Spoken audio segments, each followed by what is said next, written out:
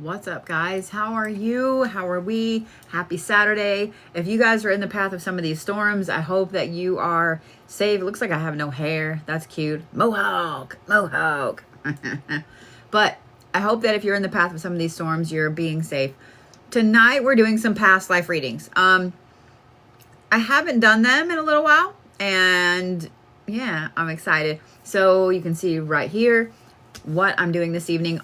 There's a small amount that will be done live and a small amount tomorrow night that will be done live. So if you missed the list tonight, you can get on the list for tomorrow. These will be put on YouTube. Tomorrow I'll be live on YouTube and TikTok, but I am downloading a bunch of stuff in the background to put on YouTube. So yeah, shall we dig into it? The answer is yes. The answer is yes. It has been a good day. My air is fixed. Notice that I'm in my office. Woohoo! Notice that I'm in my office. My air conditioning is fixed. And now it's raining outside and it's only like 74 degrees. So I don't even need it. But it's on. So I'm going to start going ahead and going down the list. You guys will notice right there that there are some that are live and there are some that are reports. So the live ones are about 10 to 15 minutes. They just cover the main basis of what that life was, why it's affecting you right now. The other two, the reports, there are two reports on there. One is just a single past life. What is affecting you the most right now? Right now. It is full color. If you've watched me for any length of time, you know that it is over the top, that it is really bougie, and I'm not sorry about it. So I'm not sorry about it. I'm actually really proud of it. But the one of them is just for one past life. There is another one that does 3 full past lives. It is a big report. They're emailed to you. So we're gonna get into doing the live readings. I'm doing this evening because I want to give my moderators' fingers a break from constantly telling everybody that comes in what we're doing this evening. So we're gonna try this, and I'm gonna go from there. We're going to go from there. And I will answer some questions as we go as well. And I am in the biggest shirt ever. And I love it. I bought this, last summer, I think, in some little shop in Arkansas. And I love it. It's like the best shirt. And it's like, just saying, it's crazy. All right. So let's see here. Miss Jackie Nevins is a report. Let's see here. A lot of you guys are on my list. Sharlie Schaefer is my first one this evening.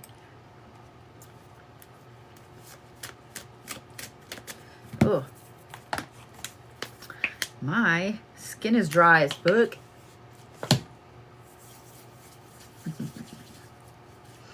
All right. If you guys are on the list for tonight, don't worry about it. If you miss yours, it will be put on YouTube for you. Reports are sent to your email. So if you guys decide that you want to order one of the over-the-top bougie reports, they are sent to your email, just so you know. Do I still have a storefront in or around Tulsa? I do not, Landon. I can't do the heat here anymore, man. I can't. So my shop will be moving to Pennsylvania. In fact, very soon. I bought an amazing property up there. All right. Ready, Sharlie?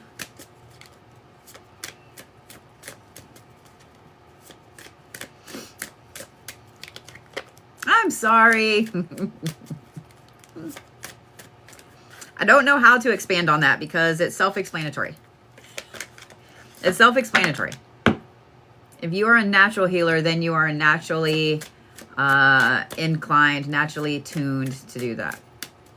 So that's a very hard question to answer.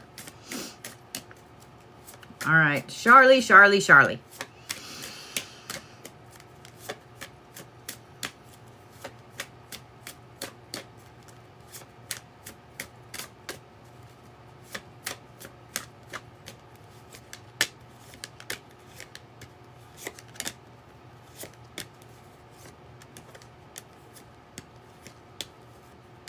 All right, so the one that's bothering you the most right now, and I said bother on purpose. You currently right now are having a really, really hard time with, I'm going to say, inner child work, watching children go through stuff, especially young ladies, especially little girls. For some reason, you're having a really, really hard time with that, and it's because of this past life. So this past life here,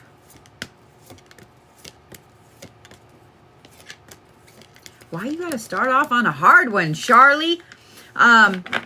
This one is one where you didn't make it past about the age of 12. It was not an easy one. It was not very loving, and it was really, really hard.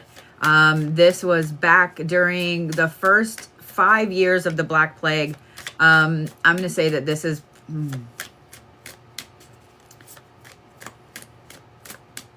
This is mid-France. So like if you looked at a map of France, directly in the middle of France, it's like just straight southwest.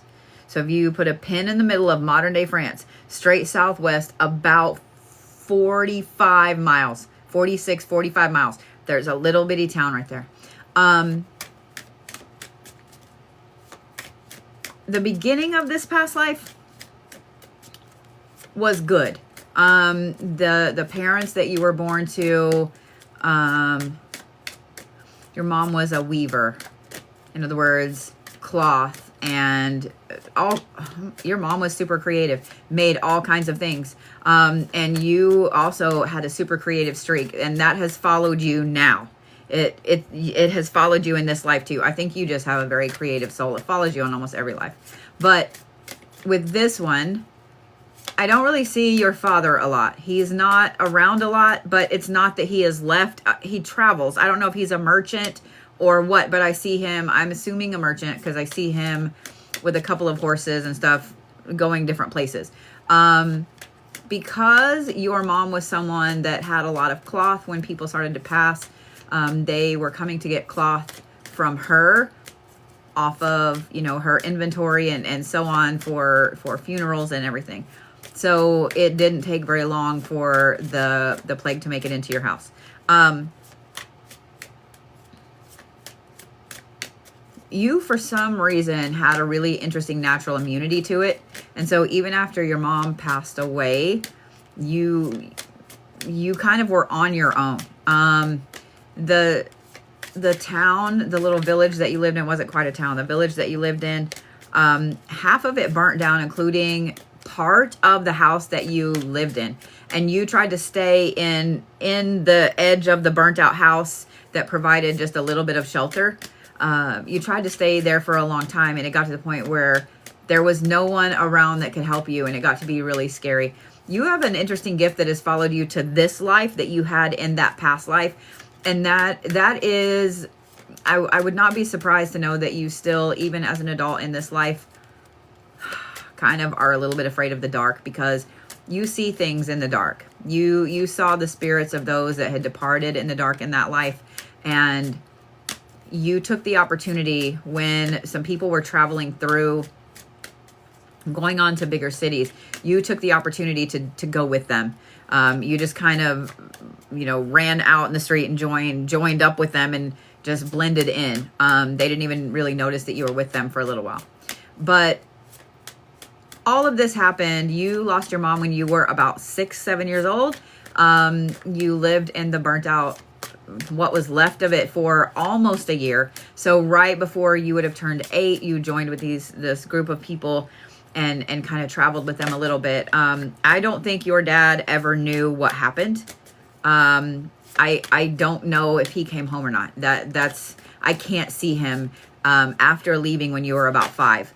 I don't see him. So when you finally get to a town, you skipped through several different towns, never really settling one place. There was a lot of turmoil. There was a lot of chaos. There was a lot of sickness everywhere. And you just kind of kept moving as much as you could. I'm trying to see how you passed when you were 12. It's probably not something that I can say on TikTok.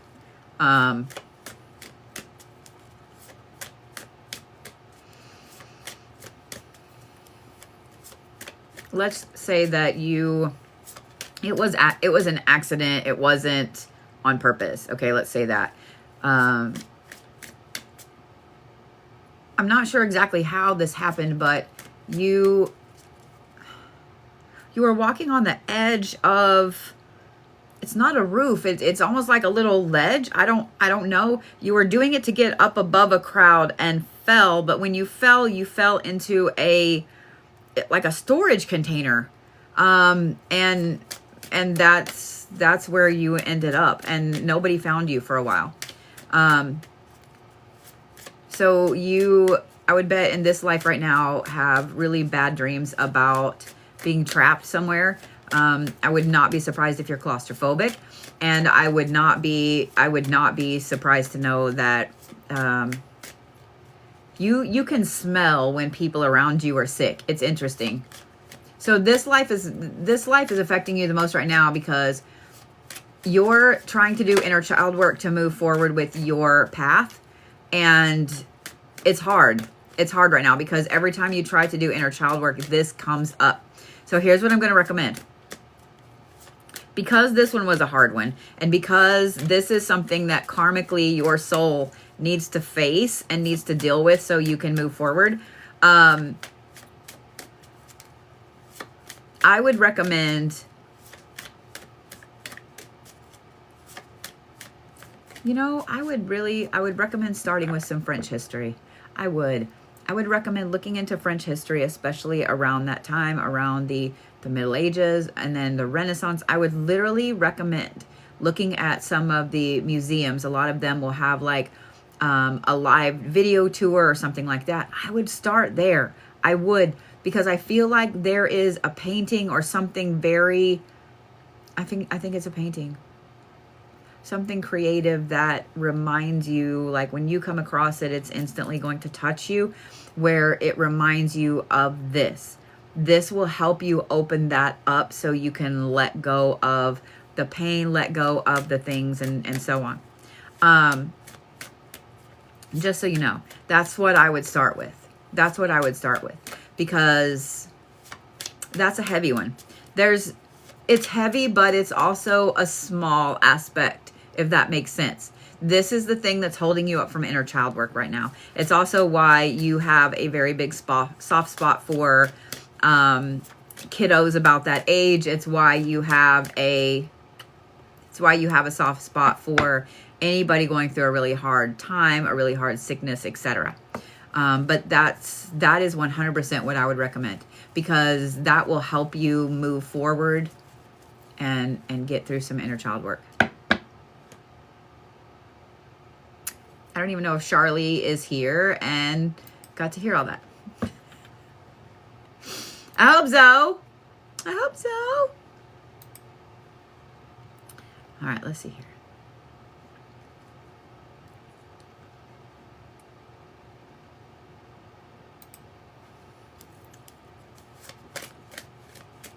Tiffany Merriman is next.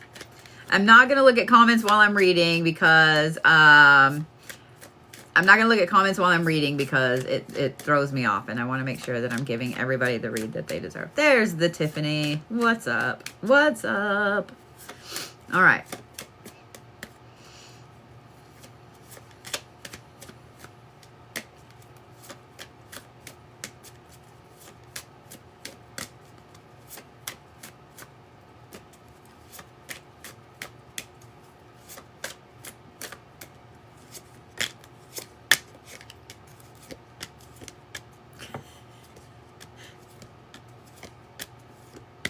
You want to know the reason why you're angry right now? Do you want to know the reason why you're angry right now?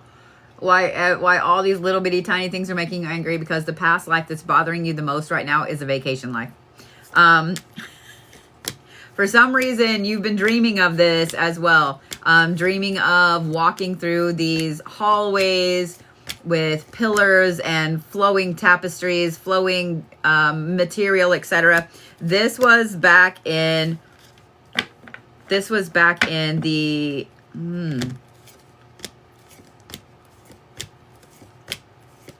I'm going to say about 800 BC.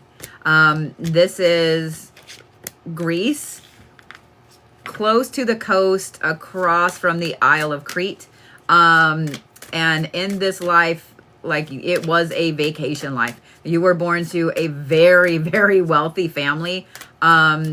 Your father's family had been shipping merchants, traders, for a long time. And then your father gained enough power, etc., from his father that he got into politics and became one of the local leaders there. He had a couple of battalions underneath him. Your brothers, you had 2 older brothers that were in charge of one.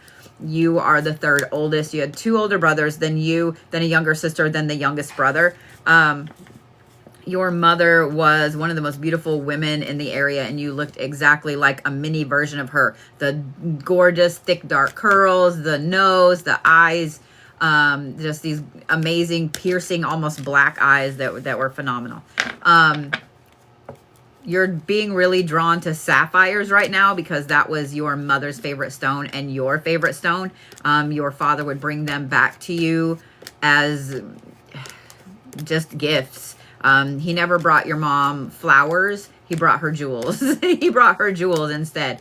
But what was so amazing about this life is that even though your father and mother kept you kids very well taken care of, you were very educated, you were being trained to be a priestess in the Temple of Apollo. Okay. And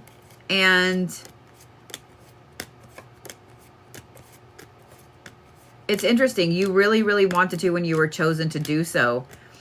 There's some turmoil in the city, and your father decided that he didn't want you to be so far away from the compound, the house, so he could protect you. When you come back from studying at the temple, you find out that your parents have been looking for a suitor for you, and you are livid. You are livid until you, like, this is legit, like, the best fucking life. What the hell? You're livid. You're livid until you see him, and it's like a love at first sight, like instantly smitten. He was not super excited that his parents had, spoken to your parents about marriage and so on. But you end up getting married about 6 months later. The 2 of you have 3 daughters and 3 sons. You had 3 girls and then 3 boys. And this man loved you so deeply that he would do anything for you. This was one of the most easy, fantastic, amazing, best lives that your soul lived through. This was a life where you had fantastic parents, fantastic siblings. Like, nobody in your household was an ass. You know how usually in a rich household there's always one, that doesn't know how to act. But no, you had the most amazing life. You had amazing children. You got to meet several of your grandchildren before you passed away. Like, you did lose your husband before you passed. He passed away about 5 years before you did. Just heart issues. One of those, he didn't wake up. You, about 5 years later, I'm going to say that it's probably like a mini stroke in a way. And you were bedridden, but only for like 3 days. And then you passed. There wasn't any pain. There wasn't anything like that. In fact, those 3 days, you didn't really know what was going on. The entire time you thought that your husband was there with you, talking to you and so on. And he kind of shielded you from everything. Like, legitimately, it was the best. It was the best life. So this is why you're so mad right now, because this, and I know you're like, wait, why would I be mad about that? Because there is a lot of turmoil going on in your life right now. And I don't mean turmoil as in like all this crazy bad stuff, but I mean just the world around us. But you feel like your soul is reminiscing of that time. There we go. That's the right way to put it. Your soul is reminiscent of that life, of that time. And you're just kind of mad that you can't have that back. And I'm kind of mad for you. I'm mad for you. So I'm mad for you. I'm just saying. But it is kind of why there's like a little anger. Like every time something goes wrong right now, I'm going to tell you why this is popping up. Because I was like, I don't understand why this would be affecting you the way it is. So here's why. There is either some excavations or there's been some kind of natural disaster that has caused them to have to do some excavations on the site that was your family estate. And I don't know if they have been finding things or what, something has been unearthed in that area. And it's almost like it has stirred something in you. And that's why you're having these dreams. The dreams are all just snippets, right? Like walking down a hallway with big, marble white pillars and this gorgeous material blowing in and out. Bowls full of fruit. Like it legitimately looks like something you would see in a movie. And you just are seeing snippets of it in dreams and so on. I would bet you've also been craving foods that you can't describe. I would bet that you have been trying to figure out like, what is it you're wanting? Whatever's in my office, I'm busy. Welcome to my life. I'm reading for Tiffany about a past life and that printer randomly goes off. I'm busy. I'm trying to work. Don't fuck around right now. Here's what I'd recommend. Go get some Greek food. Go get some Greek food. Go get some Greek food. Look at traditional or older, that is really freaking me out. Traditional or older desserts. There is some kind of, it's almost like a flaky pastry dessert, but it's got meat in it. I don't know how to explain that. And I'm not up to date on Greek delicacies. There is some kind of, it's like a rectangle and it's got like meat. And I don't know what this is. I kind of want one though, because it looks fucking delicious. But I would get some Greek food. I would get some Greek food. I would watch some movies or some shows or some documentaries about that time and kind of immerse yourself in it for a little bit. Like remember that vacation life. And I want you to treat it like, when you go on a vacation and the vacation is so fantastic and you come home and you're looking at photos and then you come across the photos, a couple years later and you're whatever, you're like, oh, I remember going to the beach and I remember this and this and this and this. That's exactly what you need to treat this like. Treat this like that. Look up some, photos of the coast of Greece. Look up some documentaries about that time period and etc. That's what I would recommend. That's what I would recommend. Treat this like reminiscing about a vacation. That'll help. That'll help. I really don't know why that went off. There's nothing on top of it. Like I'm trying to figure out, nothing up here is even hooked to the printer right now. Welcome to my life. Welcome to my life. It looks like a lot of people have some ideas for some Greek foods for you to try. I love that there are so many people in here that are up to date on Greek foods that can help Tiffany out. Because I'm not going to lie, there's a great little Greek restaurant here in Tulsa, and I think that I should go there. They're closed tomorrow. So I'm having lunch with my dad on Monday, so guess where we going to be going? The meat pastries are called, okay, Cretapites. Am I saying that right? I need to find some. Oh, I love grape leaves. Oh my God. I worked for a guy when I was like 18, 19 years old, who his wife was from Turkey. And this was like when the internet first started to become a thing. The internet was a baby. But her mother came over from Turkey and she did not speak a lick of English. And she wanted to read the newspapers. And so I figured out how to download a Turkish newspaper for her. And I would download it and print it and put it on the desk of her daughter's desk so she could read it.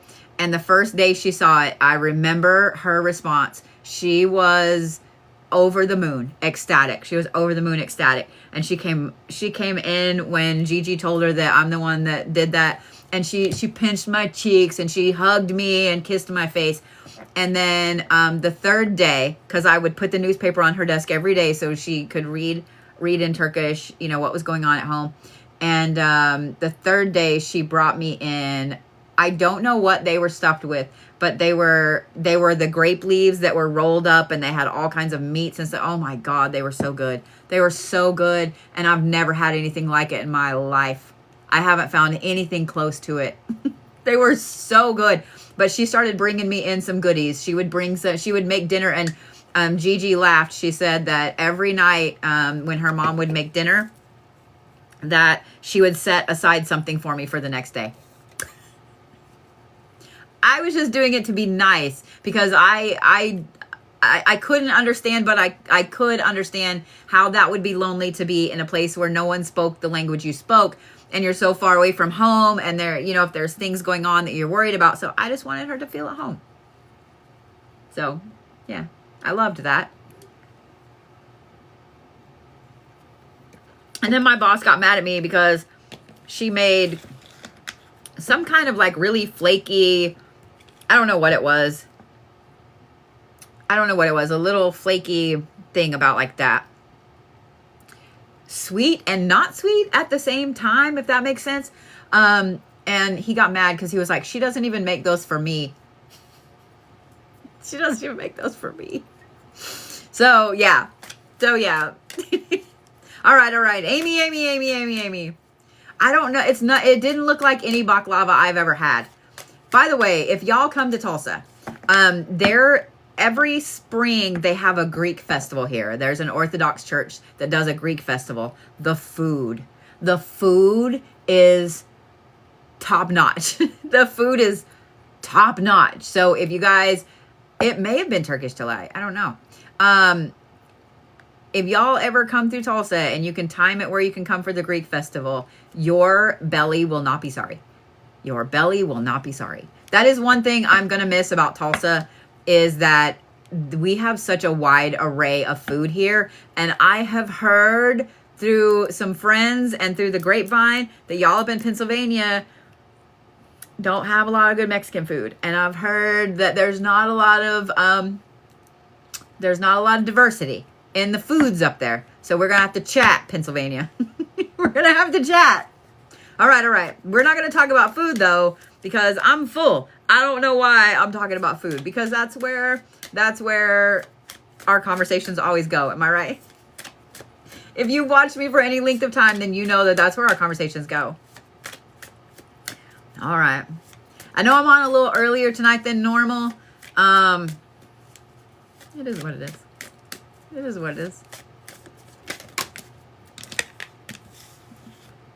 I also kind of slept like shit last night because of the storms, and it's going to be storming all night tonight, so I want to just go to bed at a decent time. All right, Amy, ready?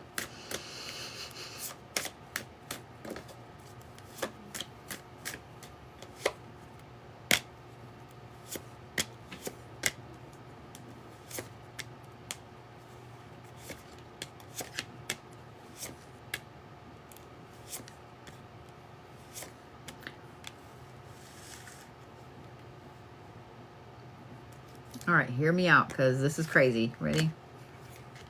Hear me out, because this is crazy. All right, thanks, Brandon.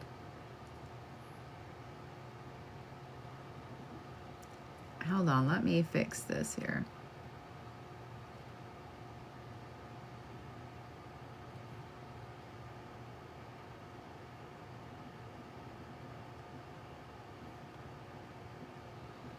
There we go. Brandon, you should be able to block the Bodies now. I thought you could for some reason. So Amy H. Amy H. So hear me out, because this is crazy. And when I started explaining this, before I started explaining this past life, first of all, you're not crazy. Okay? Your soul skips.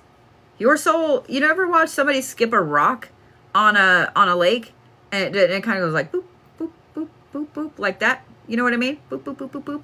That's exactly what your soul has learned to do. Your soul almost always incarnates as feminine, not female, but feminine. It almost always incarnates as a more feminine being. But your soul,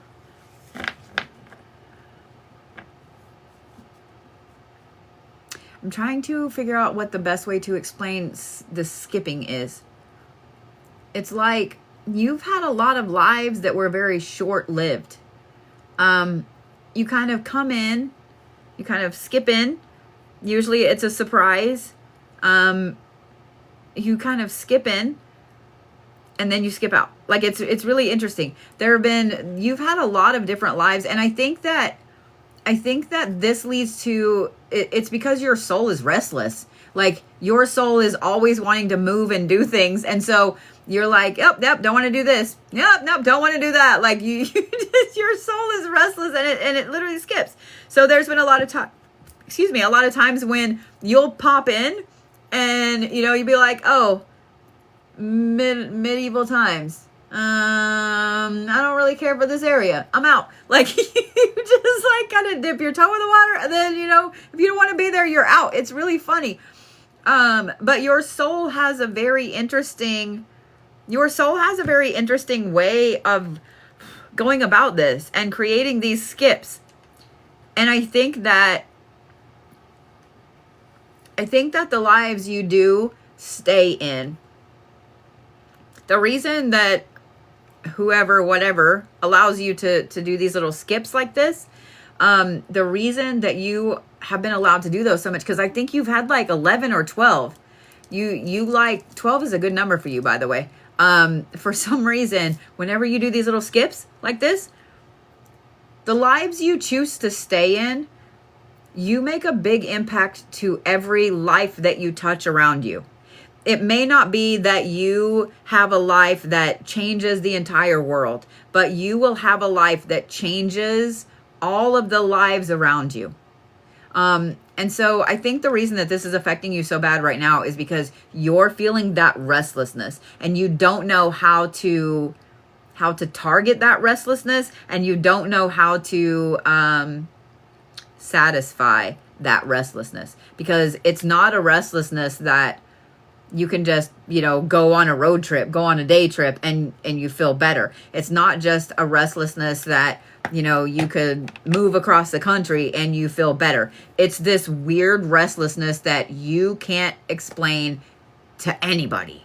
And it's driving you up the wall, because no matter what you do, it's not helping. You ground, it doesn't help. You take a day trip, it doesn't help. Nothing that you are doing is helping, from the mundane to the over the top. I'm going to say this. I don't, and please don't get discouraged when I say this. I don't think that there's anything you can do in this life as Amy right now to alleviate that restlessness. It's kind of always going to be there. I have a feeling it's been there since you were a kid, and it's been there your entire life. It's going to kind of always be there. I would recommend, and this might help, it won't alleviate it, but it might help, to go through on, whether it's YouTube or the Travel Channel or something like that, or even just Google Earth, and do some of the live tours, the 360 tours of different places. Google Earth might help in that you can literally just pick a place and just start zooming in and moving around. Does that make sense? That's going to help. You do that? That's going to help. It's never going to completely erase that. So it's never going to scratch the itch all the way. The lives that are affecting you the most right now, there are 4.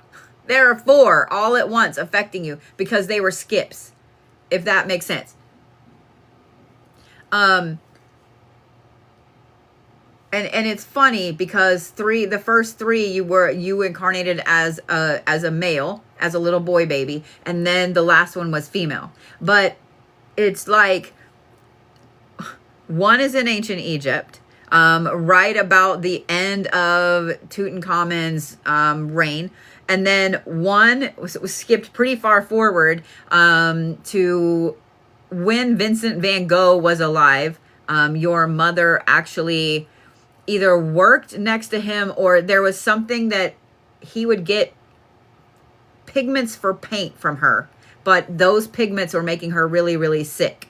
And you knew that you would get sick too and not have a very long life. And you skipped. Like, you were like, yeah, I'm out.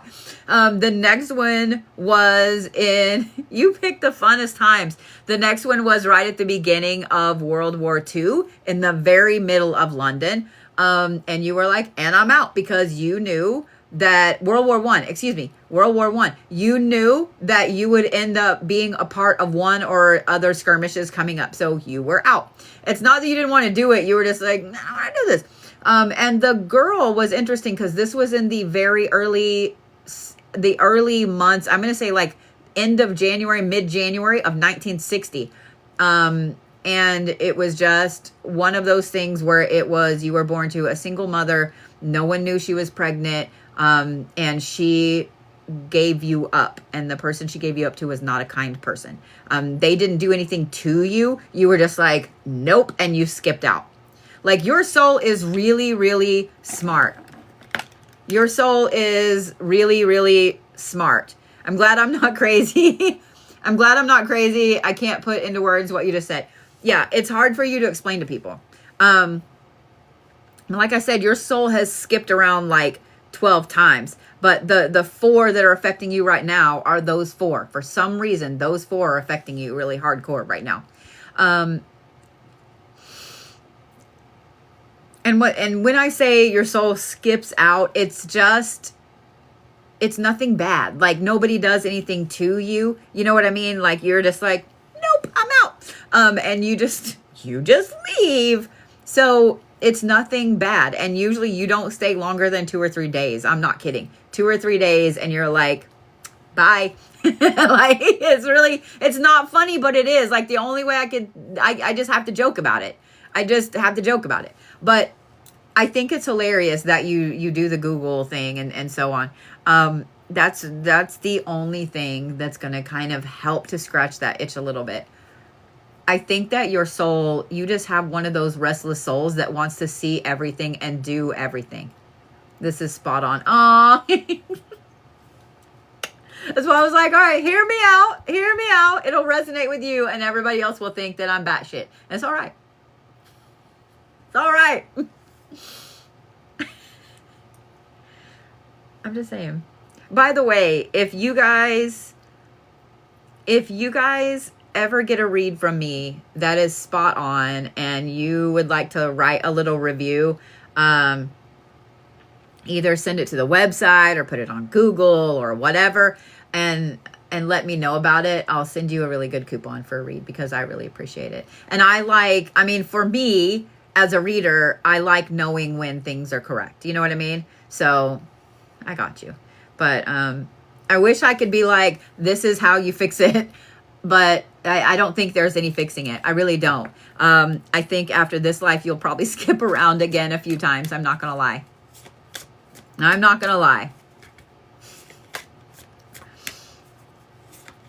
You have chills. I have chills. You were so, aw.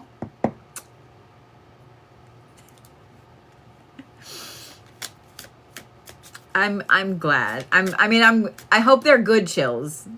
I hope they're good chills. I'm just saying.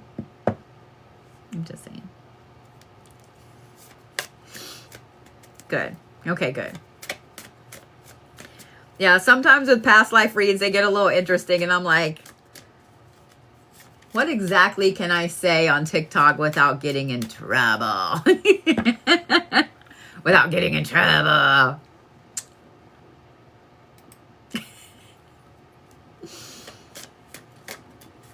All right. Jay Nicholson is next.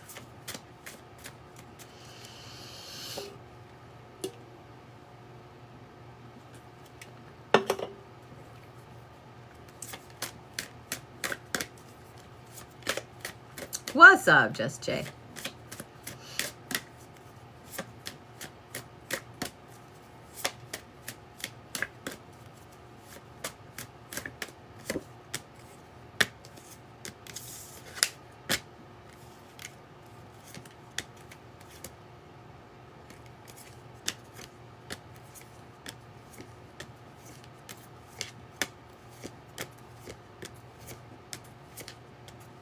Okay.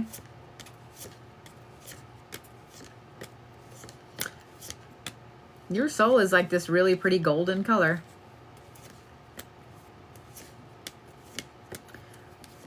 So the one that's affecting you the most right now, I don't know how to explain this.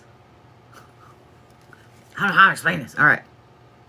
So I'm going to tell you what I'm seeing and then try to figure out how to explain it.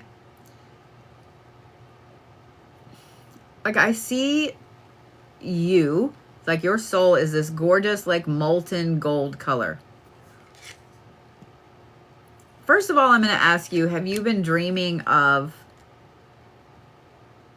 like a place and a time that you've never been and you can't explain? Like there's not any normal markers, you know, like buildings or roads. Like there's not anything like that. Ooh, my ear's ringing. The vast majority of it is like color and shape, and it's like you can't explain it, but it feels solid. And I don't know really the right word to use. So several times over your life. So what I'm seeing, it's like your soul is this molten gold. I like, it's really gorgeous. It's that deep, almost coppery color gold, you know what I'm talking about? But it just kind of morphs and moves and shifts the color. And it's almost like you move like this. It's interesting. You move like this, back and forth, almost like a fish, but you're not swimming. The other thing is like there's a lot of loss, and all I can hear in my head over and over is I lost the gold. I lost the gold. I lost the gold. Like part of you gets pulled away, and I think you understand that. I'm trying to describe it, but it's like part of it is getting pulled away like this. As you're trying to escape something, and it's like being pulled. It's not energy because it's tangible. Like I can feel something being pulled off of me like this. Like I can feel it being pulled off. And I have this need to like go faster and get away and go faster. And it's like a liquid gold movement. I don't know how to explain it, but it's always right here that it's being pulled from. It's never from the back or the side. It's always like what I would think of as my chest, but it's right here in the front main part of this. Sometimes past lives are lives that are way in the future. Sometimes past lives are lives that are not here. Sometimes past lives are somewhere far, and it always makes me feel crazy as fuck when I say these, but this is definitely not here. I don't know where this is, because it's almost like you're a rat in a maze. Does that make sense? Like your soul was placed in this, it was raised and placed to be chased down through this maze, because it's like you can never go completely up over the side. You can get right to the edge, and then you kind of curl back on yourself, and you're liquid but solid at the same time. So almost like if slimes, you know, the slimes that you get and you play with, if the slimes were alive and able to move and morph and shift, because you have this absolutely phenomenal movement to you, but it's always just right here that I feel like something is being pulled like this. Like it actually hurts, like something is being pulled like this. And I think the reason that this is popping up right now, I think that there is something in your current meat sack life right now that has you feeling like you're trapped, like you're stuck, and you can't get out of it no matter what you do. And I think that that's what this is bringing up. I actually feel like this is in the past. I don't feel like this is some far futuristic thing. I just feel like this is not, it's obviously not here. It's obviously not here. And I feel like this has done a lot to you in this life. Like you are raised and bred to be in this corridor, just running at full speed. It's almost like you produce more energy than your soul produces more energy than you can ever use. And whatever this is, wherever this is in this life, I don't want to say the people, the powers that be, I don't know how to explain them. The ones that are watching, they're able to pull that energy out to power other things.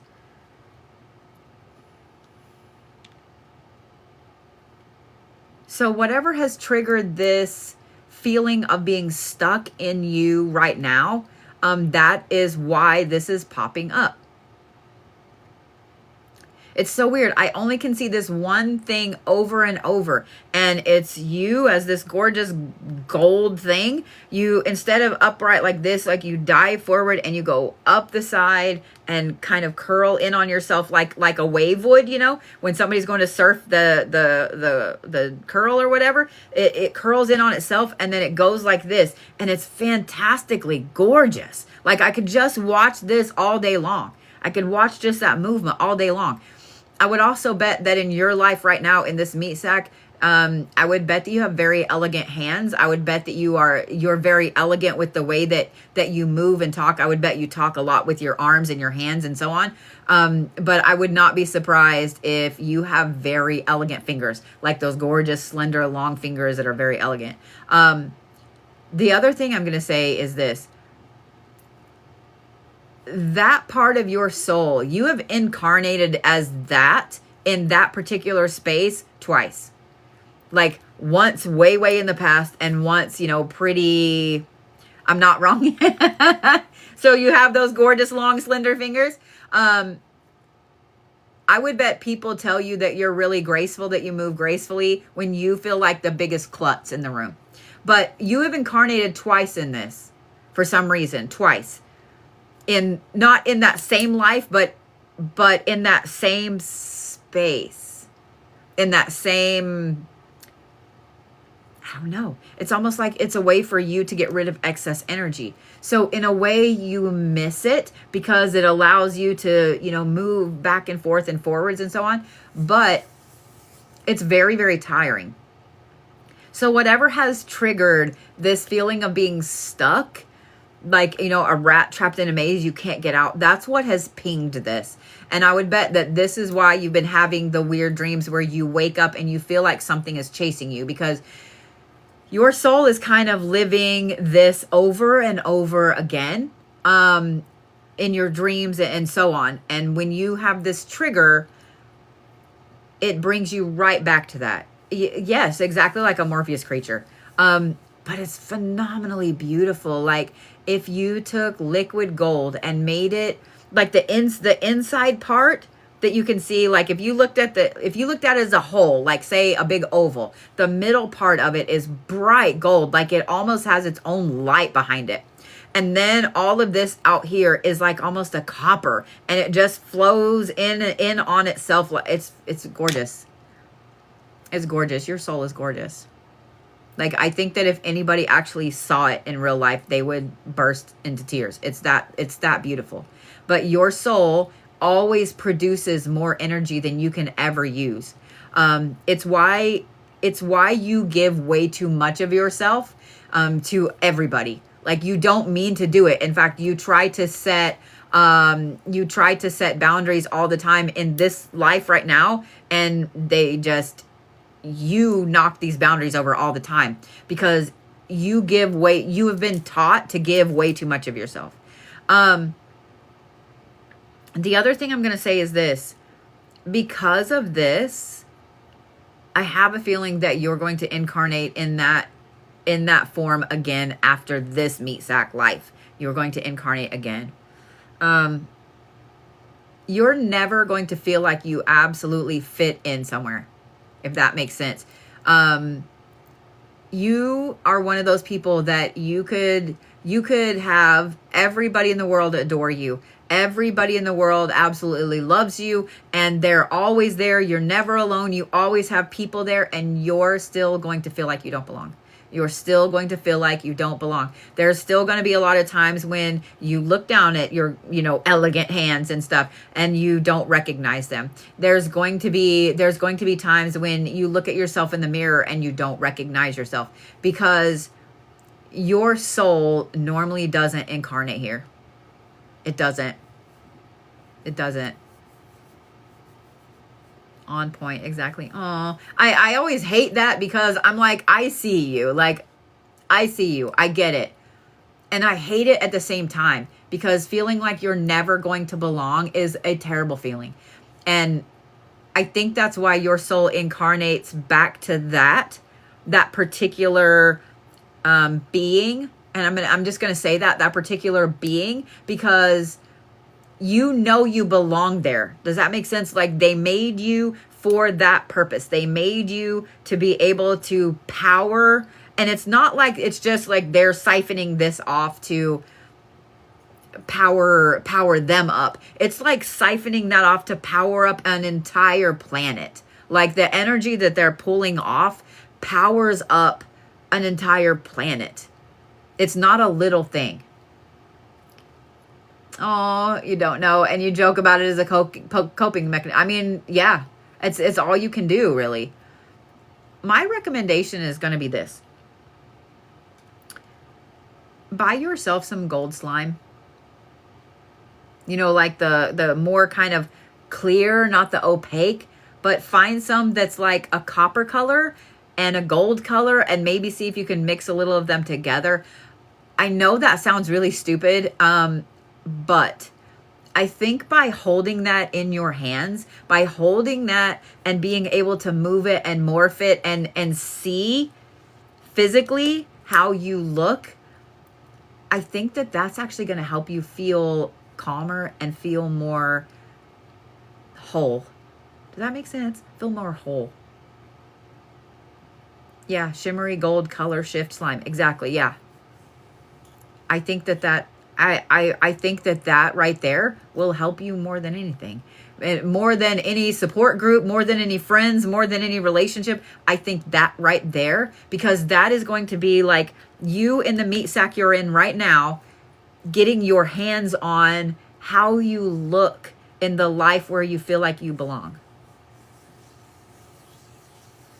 So I can safely say that never ever in my decade of doing past life readings have I ever told someone to go buy slime.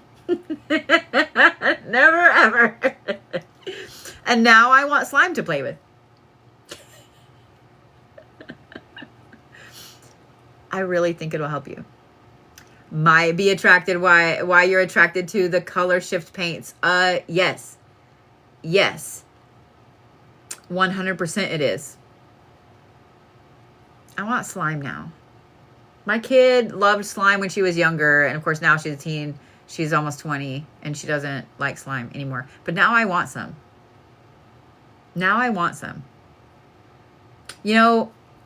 I think that I bought some paints and some interesting things to do some very unique art things the other day. And I put them aside because I didn't want to work on them anymore. But one of the colors, if they don't make you make, yes, make your own. Make your own. One of the colors is a red gold copper shift. And I think I'm going to have to go do that tonight, because I can't get that out of my head of that gorgeous wave coming up like that. Like, I can't get that out of my head. It makes me wish that I was a sculptor and I could, or a glass blower, and I could do that. Because that's beautiful. It's absolutely beautiful. I am sure that is not the past life reading you expected. I'm sure that's not the past life reading that you expected. Am I right, Jay?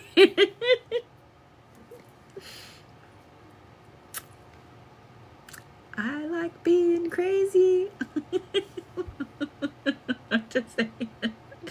That's funny. Come on, it's funny. We're all laughing. It's funny. It's funny. I am actually gonna have to go turn the air conditioning down up here. My hands are freezing cold. My hands are freezing cold. All right, Elizabeth Gray is next on my list. I saw somebody ask how they'll know if their reading is tonight or tomorrow. On your ticket, it'll say, thank you, DeVille. I had never seen that one, so I was like, let's do that one. It'll say, mini past life read 7/12, that's tonight, or 7/13, that's tomorrow. So it'll say on your ticket. It'll say on your ticket. What's up, Liz? Oh no, it fell in my mouth.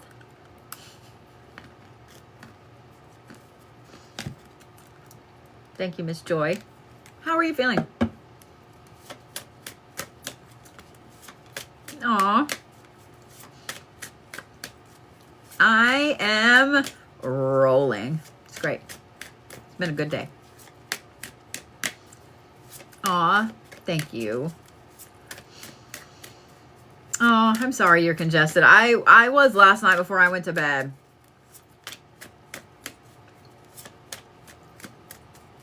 Oh, that's weird.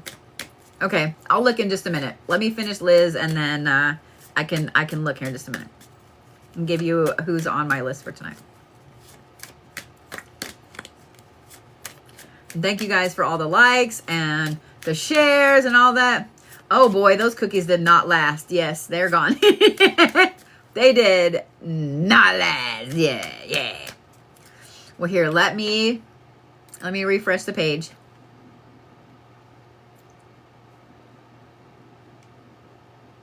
Yeah, if you got a report, those aren't done live because it takes me a little bit to put those reports together.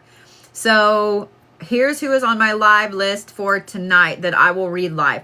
Yeah, the reports, depending on which one you got, like if it's just a single life report, those don't take me as long, but the 3 ones, those do take me just a little bit. So I have Elizabeth, I have Katherine K, I have Sarah H, I have Laura M, and Nelly. You are there.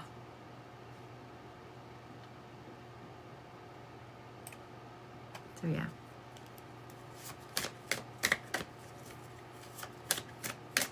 Yeah. All right, Liz, here we go.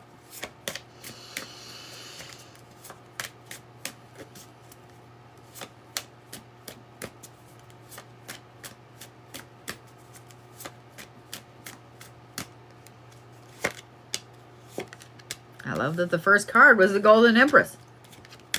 Wow, powerful women coming out. Okay.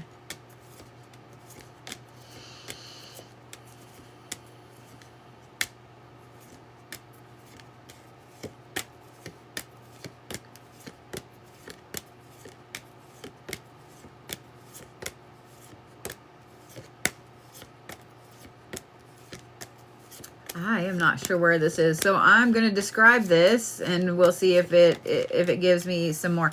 What I'm seeing is you as a young woman, probably 23, 24, very short cropped dark hair, like it's been cut right here.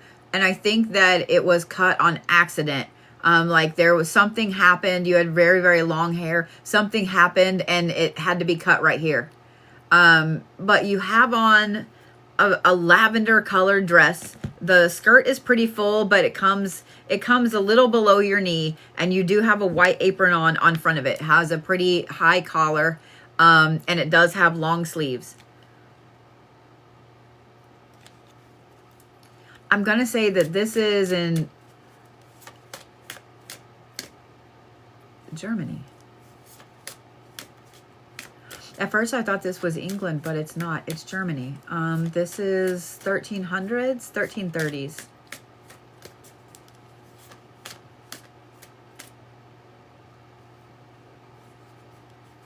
So you live on an estate. Oh. So the reason that your hair was cut is your husband accused you of cheating, even though he is the one that has 3 mistresses. And he is not a very nice man. And when he accused you of cheating, he held you down and cut your hair off. And what I'm seeing right now is you standing on the edge of a cliff. And I'm not going to say anything else about that. This life was great, was glorious up until your 20th birthday. You were born to kind of upper middle class, I guess, in northeastern Germany. What's now northeastern Germany.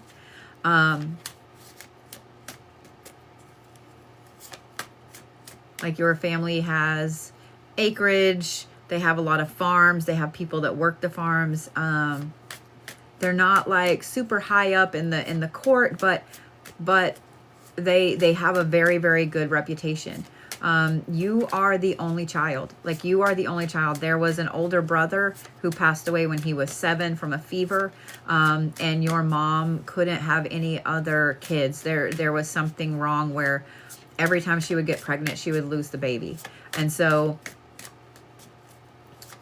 you grew up with your parents kind of doting on you, not spoiled, but you were very intelligent. You knew how to read, how to write. You loved to paint, watercolors and so on. Like anything you could do. Your father was always bringing you creative things like that. So I'm going to advise you, if you haven't painted in a long time, that this is a good time to start up again. But this is why, let me say, before I go too much further, this is why right now you have a lot of feeling like you've just lost something big, but you don't know what you lost. Like, you feel like something huge was just pulled out of your life and you don't know what it was. Like, you can't pinpoint what it is. It's because of this. So when you turn 19, your dad is actually afraid to marry you off. He's afraid of it. He's afraid that, you won't ever get to come home. He's afraid that they'll never see, like, he's as any parent would be, right? As any parent would be. He's just afraid. And so they take their time. A lot of people want to,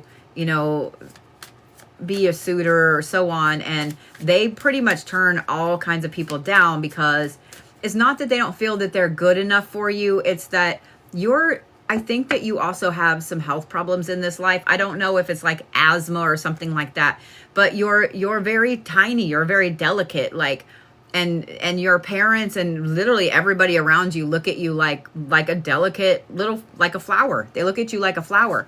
And it's not that you're not tough. It's not you can't handle things. It's that you're just this gorgeous, dainty little thing. I think that you also were sickly as a child in this past life. And I have a feeling that you are sickly in this life now, like in this meat sack now. You had some interesting illnesses. And I don't think it was like some big chronic illness. I think that either you used to get like bronchitis every year, or it's something with the lungs. Like, you used to get this every year. You probably still get it as an adult a little bit, but your father, when you turned 19, started to get really sick and was sick a lot, and knew that if he didn't make a decision, that something bad, he was worried something bad would happen if he didn't make a decision.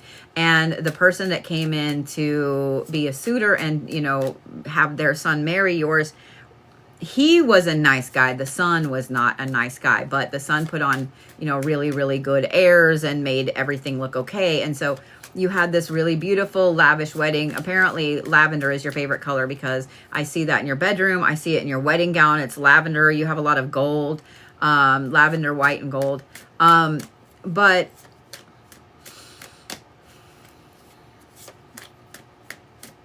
right after you get married, like, your father passes, I think probably the morning that you get married. And you go through with the wedding because you knew that it was what he wanted. And so right after you get married, you leave. You're off to your new home. And it kind of doubly devastates your mother. And you promise her that you're going to come back within a couple of weeks to visit, or, you know, whatever. And unfortunately, that doesn't happen.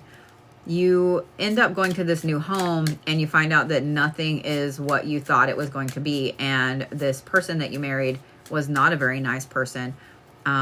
He outwardly in front of you has other mistresses and so on. And you love to ride horses. You are out in the stable one day and this is about 6 months into your marriage. You are out in the stable one day. You're getting ready to go riding. And he is down there with one of his mistresses, but he catches one of the stable hands talking to you very kindly, not flirting or anything like that, but he's just nice to you. And you smile at him, you get on your horse, and you go ride for the day. And when you come back, your husband accuses you of cheating and cuts your hair off. And I already talked about the rest of it. But this life is affecting you right now because you feel like something you feel that loss. Having your hair cut was to shame you on purpose. And you feel this loss, like really, really horribly. I don't think that it's that you feel trapped lately. I think that there is something that has spurred the memory of this loss, and you never quite got over it. And my advice is going to be this. Find something lavender. I keep seeing something little and round, like a piece of cloth or a little lavender silk flower. Find something lavender and put that in a prominent place in your house, whether it's on an altar or, you know, your mantle or whatever, but put it in a prominent place. You need to honor that part of you. I think your soul has just kind of glossed over that life, because even though it was so great in the beginning, the end of it was not. The end of it was a lot of pain and a lot of tragedy, and it just was a lot, right? It was a lot of trauma.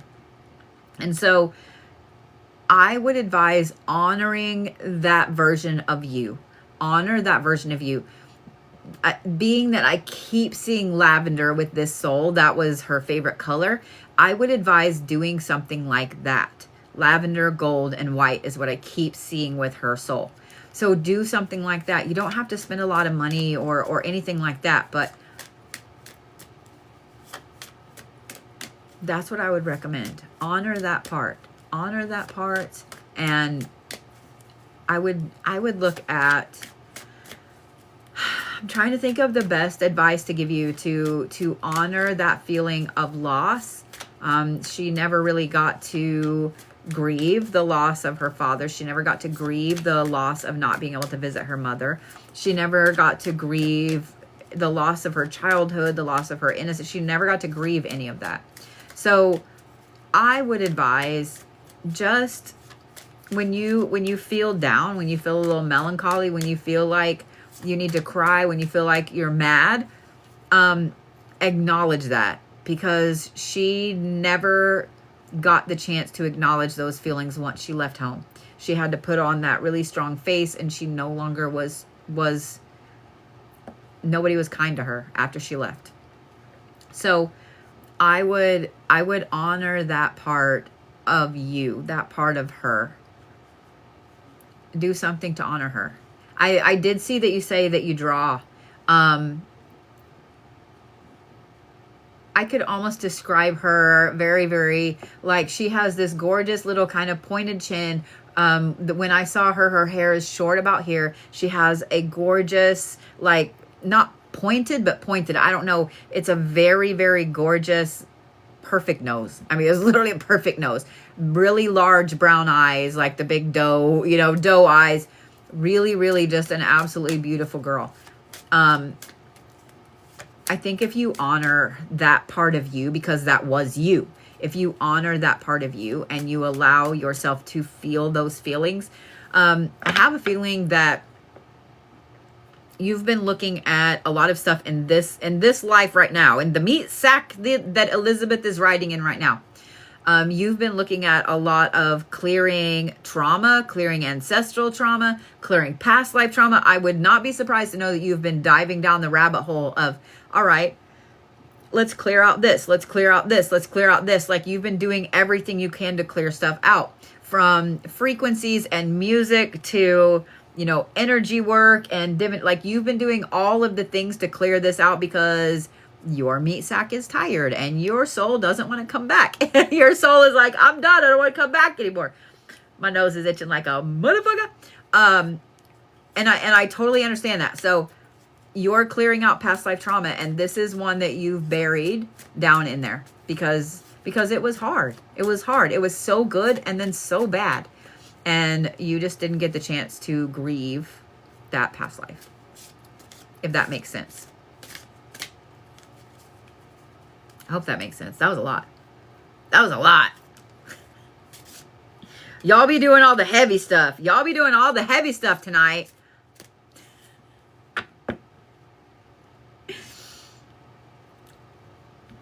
Y'all be doing all the heavy stuff tonight. I mean, at least we have tomorrow to recover, right? Damn, I need some wine. I need some wine.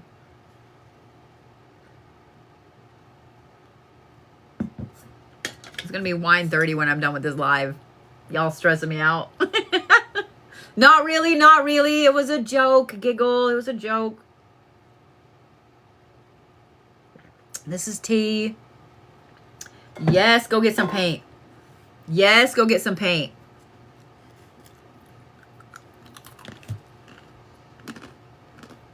So I'm curious, Liz. Have you been obsessed with, like, the ocean lately? Thank you, Karen. I appreciate that.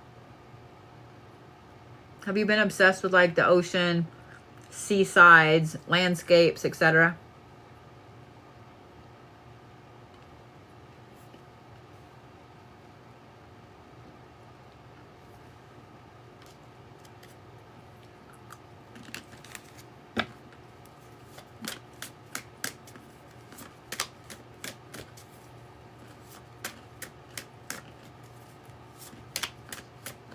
You want to see the Greek islands. Gotcha.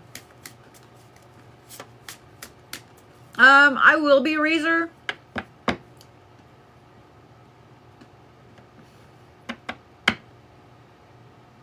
I'm not sure what night.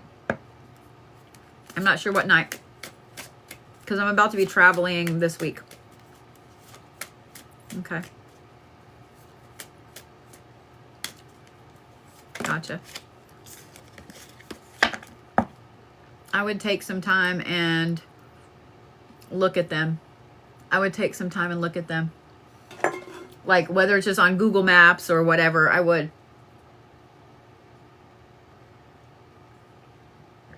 I would. All right. Katherine K. These things make me hungry. I'm not going to lie.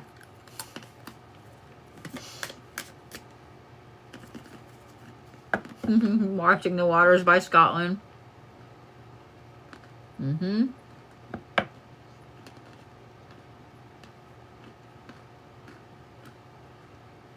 Mm-hmm.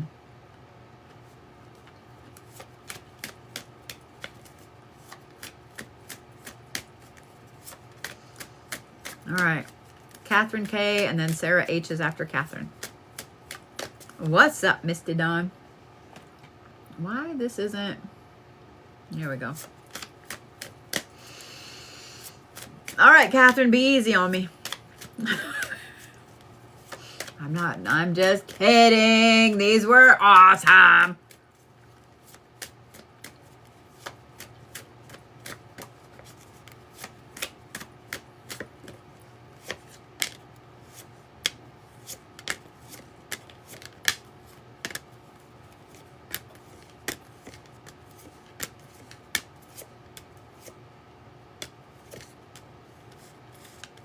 Ooh, okay. Has your head been heavy lately? Dude, your soul carries just a weight.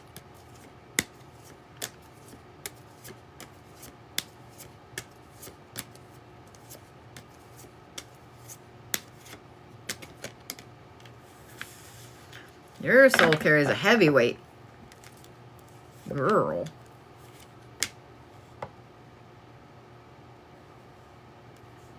Your soul makes a habit of taking on lives that other souls don't want to do.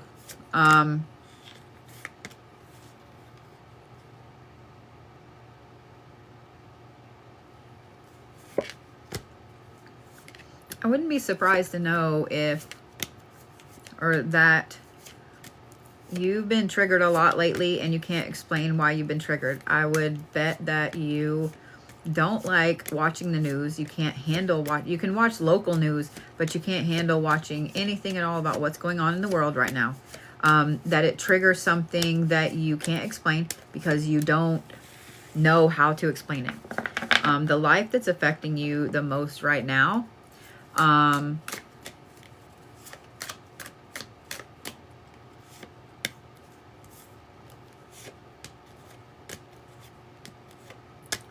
the life that's affecting you the most right now is the reason why you don't want to hear anything about what was built in Florida.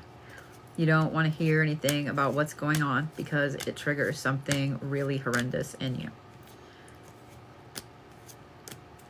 This life that's affecting you right now is also one you weren't here very long. You didn't stay here very long. And it was not easy, and it was not nice, and the end was not nice. And I'm not going to give you a crazy amount of information, A, because I can't on TikTok, but B, I'm happy to if you want to send me a message, I'm happy to send it to you that way, because it's just heavy. You didn't live past 3. This was in World War II, and you were born in Germany to the wrong family. To the wrong family.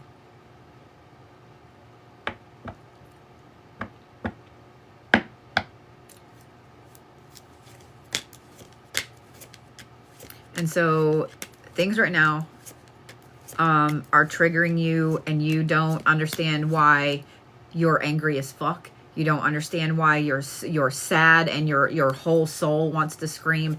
You don't understand why you feel like somebody's going to be ripped away from you when you haven't experienced that. You have all of these things that are being triggered in you right now that are from this life.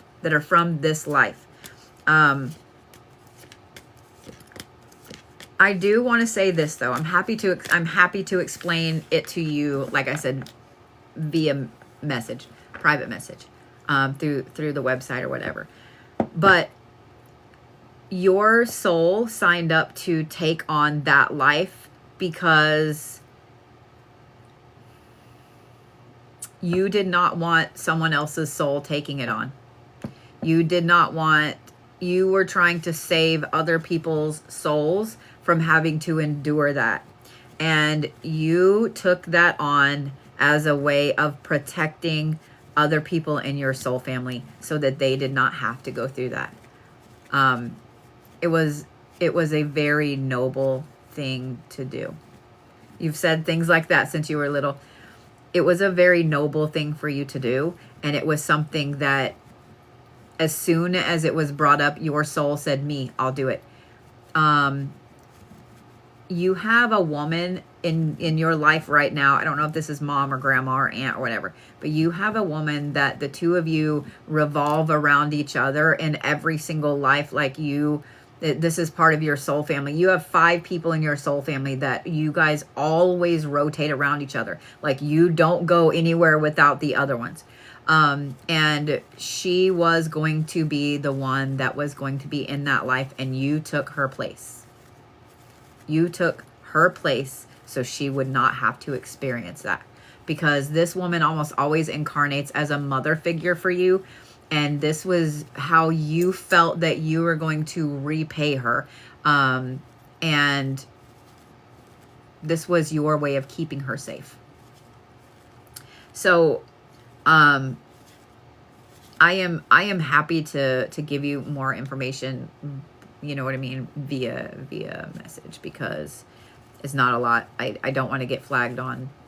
I don't want to get flagged on TikTok. We're talking about it. Is very heavy. Is very heavy. And I find it interesting that you said you've talked about things like that since you were little. If your mom is still here, I would reach out to your mom and just be like, hey, when I was a kid, do you remember when blah, blah, blah, blah, blah, blah, blah? And see what she says. I can give you some more information, and that way you can research a little bit. There are photos of you. Let me say that. There are photos of you. There are photos of you. I can help you find you. Does that make sense? So let's do that. I can help you find you, and I think that will help you right now to not be triggered. Since you were young, you said very strange things. Oh, and panicked about her leaving you again. Okay. And she had never left you, right?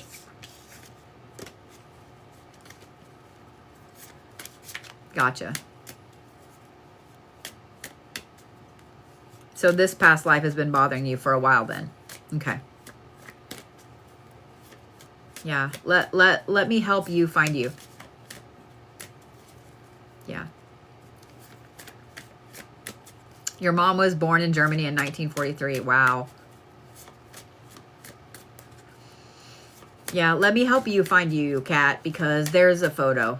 There is a single photo. And it's a pretty prominent one. Yeah. Yeah, send me a message, okay? Send me a message, and the girls, I know the girls will remind me too. I think we're all going to need wine after this. We're all going to need wine after this. I hate that is confirmation about what you used to say when you were a kid. I love that and hate that. Does that make sense? I love that and hate that.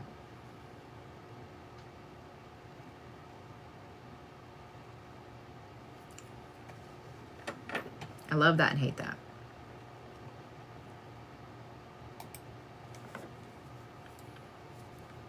Hey, baby doll. Not right now because my travel schedule is a little insane. Once I get moved, I might. This life has also been trying to protect others as well. I can see that. Your soul is, like I said, your soul is someone that you take on lives that other people don't want to take on, or that you feel if you take the burden that it will save someone else. Like that is your soul. That is who you are. That is who you are. So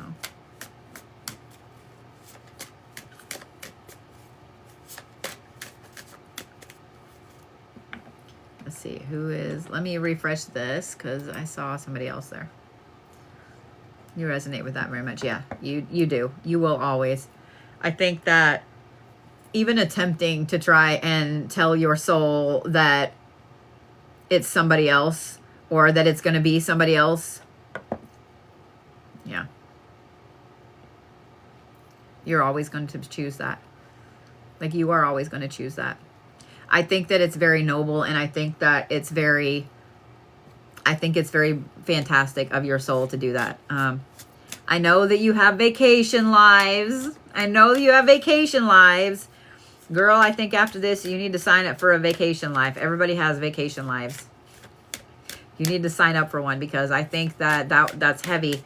And for you to be in this meat sack right now and remember that as a baby, that's a lot.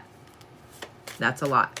So yeah, shoot me a message and I will help you because I can't pronounce the name of the camp.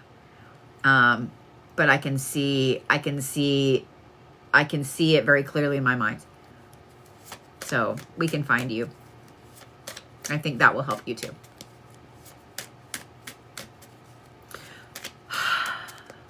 Where's my wine?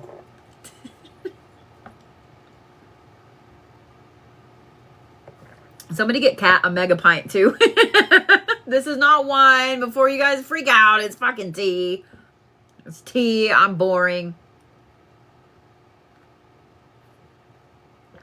I did have a whole ass energy drink though today. Yum, yum, yum. A whole one. A whole one. All right. Sarah H.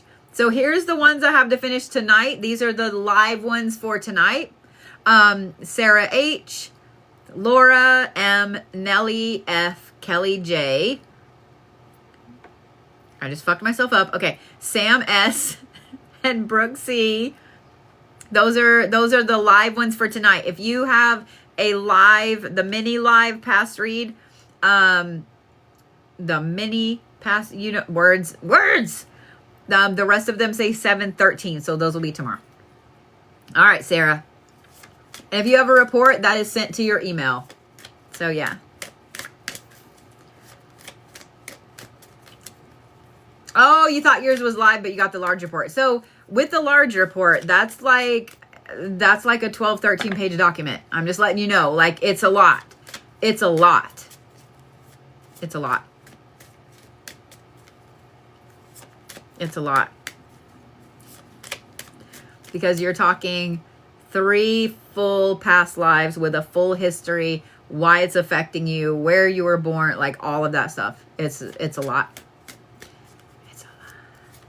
I will, Jacob. I'll probably do them every couple of months. They take a lot out of me. They do. They take a lot out of me. That's why I learned to not do more than like 12 to 15 live ones. At least with the reports, like if I have one that kind of fucks me up a little bit, I can get up and walk away. You know what I mean? Like I can get up and walk away for a minute. But yeah.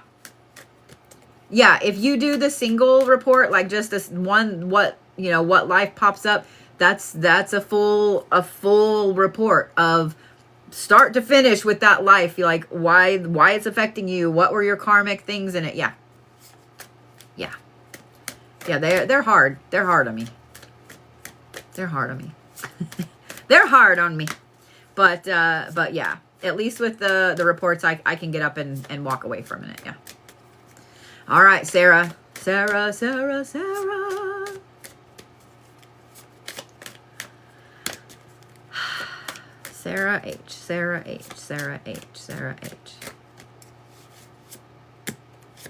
Oh, you have like a bunch of past lives affecting you right now. Girl. Oh, you're such a stubborn little soul. Okay, so part of the reason you're overwhelmed when there's no reason to be overwhelmed, you have a very, very stubborn soul. Like all the lessons that you're supposed to learn, you don't want to. You don't want to, which I get, man. You don't want to. You're like, I don't want to do it. You are so stubborn. I love it. It's actually really, really funny. I'm not gonna lie. I'm giggling. You're giggling. We're all giggling. It's great. So part of the reason why you are feeling overwhelmed lately, and you feel like you have so much to do that you'll never get it done. And then you look at like the things you actually physically have to do in this meat sack, and you're like, I shouldn't feel like that. Like, you know, the dishes are done, the laundry is done. Like but you feel like there's so much. It's because you had a couple of past lives, 3 to be specific, not all in a row, but just kind of dotted, where you had some things that you were supposed to accomplish and you didn't. It's like you just were like, I don't want to do that. And so for some reason, those things are weighing on your soul. Like you've got to do them, but you can't. This is not the life to fix them.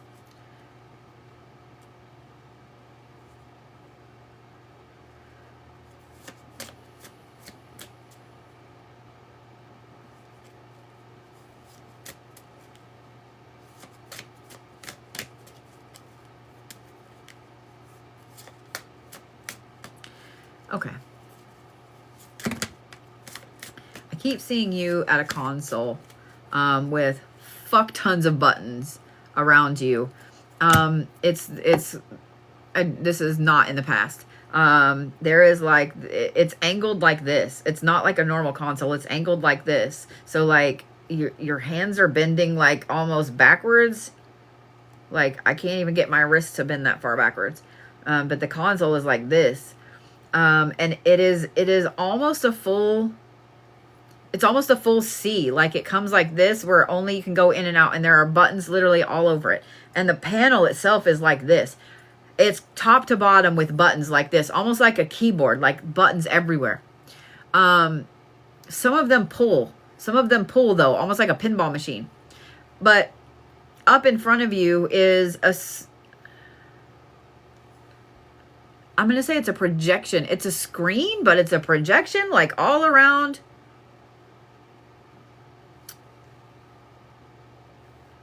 I see why this is affecting you. Okay. First of all, if you haven't ever figured out where your soul is from, like starseed wise, you should. I am going to be willing to bet my butt that there's a healthy dose of Beta Centauri and Andromedan in there. You are very over analytical about everything.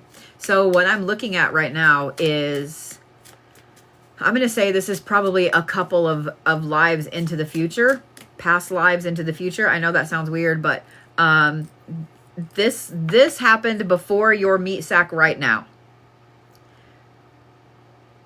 This is going to sound weird. And when I say this, you're going to be like, no, it ain't. The life you're in right now is one of the easier lives to knock some easy things off of your list. So every soul has a list. Just like when you go to graduate from high school, you have to have certain credits and, you know, history and math and art and science. You have to have certain credits to graduate, right? So if you don't have those, then you don't graduate. And so you chose this life right now as Sarah to be able to knock a few of these like little tiny things off, like finish up some little tiny things. This is why you've had 2 really, really horrible toxic relationships that you very quickly were like, nope, and you left. This is why there have been a couple of friends, 3 in particular, that have done you really, really wrong. And you've been like, nope. Like you are clearing out a lot of small karmic issues, like completely. So you can go and knock these buttons off when you get back. But this panel that I'm seeing, it was right before this. It's almost like you had a pause in all of the reincarnations to go through, and I think you got sent to the principal's office. I'm not going to lie. Like, I feel like you got sent to the principal's office, and the principal was like, you're kind of stubborn. Spot on. I feel like you got sent to the principal's office, to the cosmic principal's office. And it was like, hey, look, we need to have, maybe it's not the principal, maybe it's the counselor. We need to have an assessment of where where your soul are. By the way, what's up with your neck? What's up with your neck? I don't know why, but as I'm talking, I'm like, God, my neck hurts like a motherfucker, and I don't have neck problems. It's just this left side. Anyway,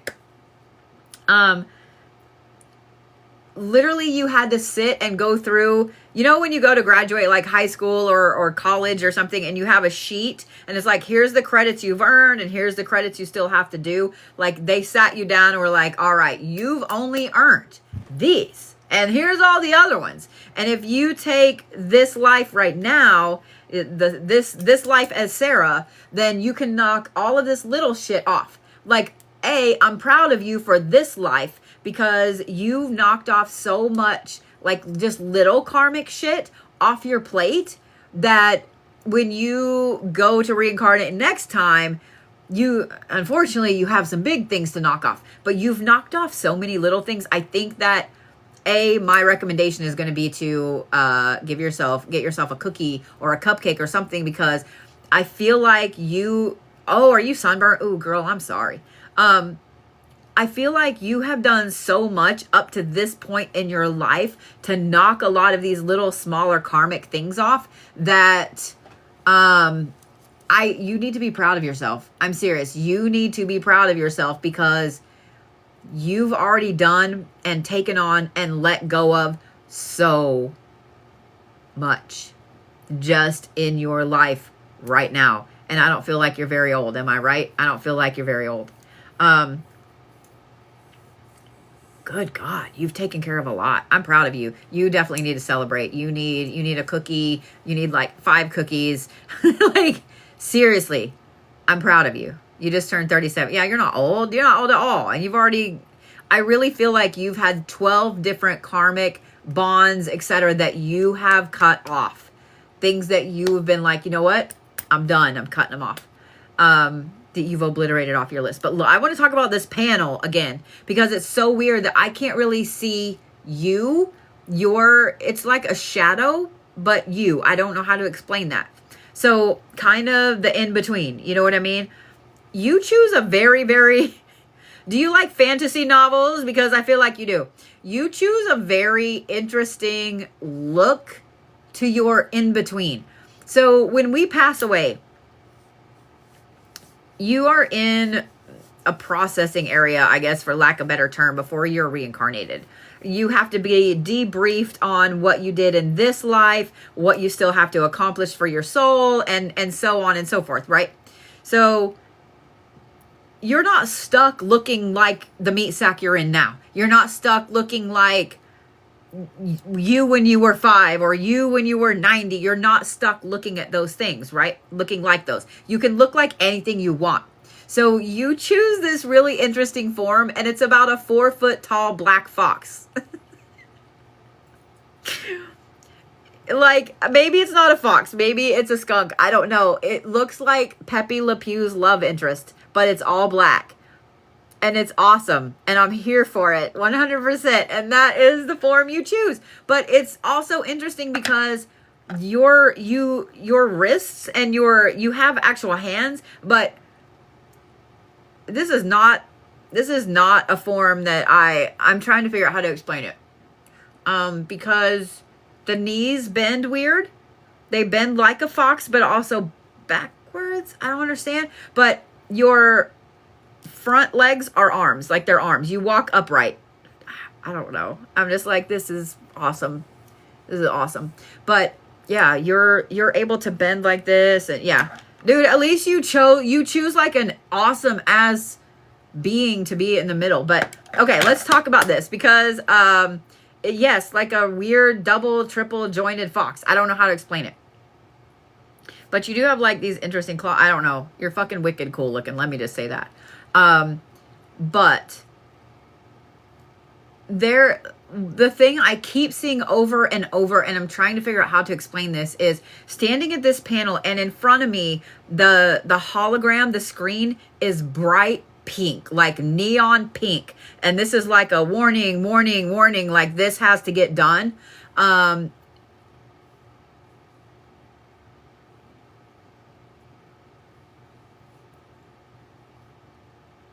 I don't feel like it's going to happen in this life, though. I actually feel like it's the next life that you're assigned.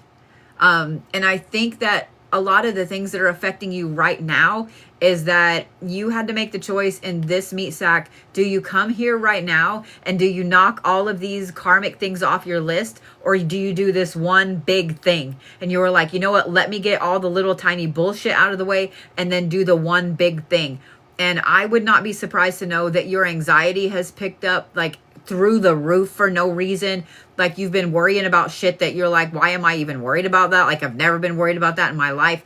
I would also bet that you've probably been having like panic attacks or anxiety attacks and you don't know why. Like there's not a reason why. But you're knocking all of these things off your karmic list. And so the only thing that you have to deal with in the life after this is this big, huge thing. And it's really, really heavy, if that makes sense. It's really heavy. I keep seeing, you know, the little Buddha statues, or it has the cute little Buddha head and the little Buddha belly. I keep seeing that kind of head, but that's it. Your anxiety has been really high. It's almost like your soul knows what's coming in the next life, and you're already getting anxiety over it. I don't understand what this is. Like, I just keep seeing this big round on this pink screen. It's like this big round head, but there's no face. And then these big ears on each side. But I don't see the body. So, I mean, I guess the head could be really small or proportionate. I don't know. But, like, it's just, I would say it's a baby's head. But I'm seeing it, I guess, from the back because I don't see a face. But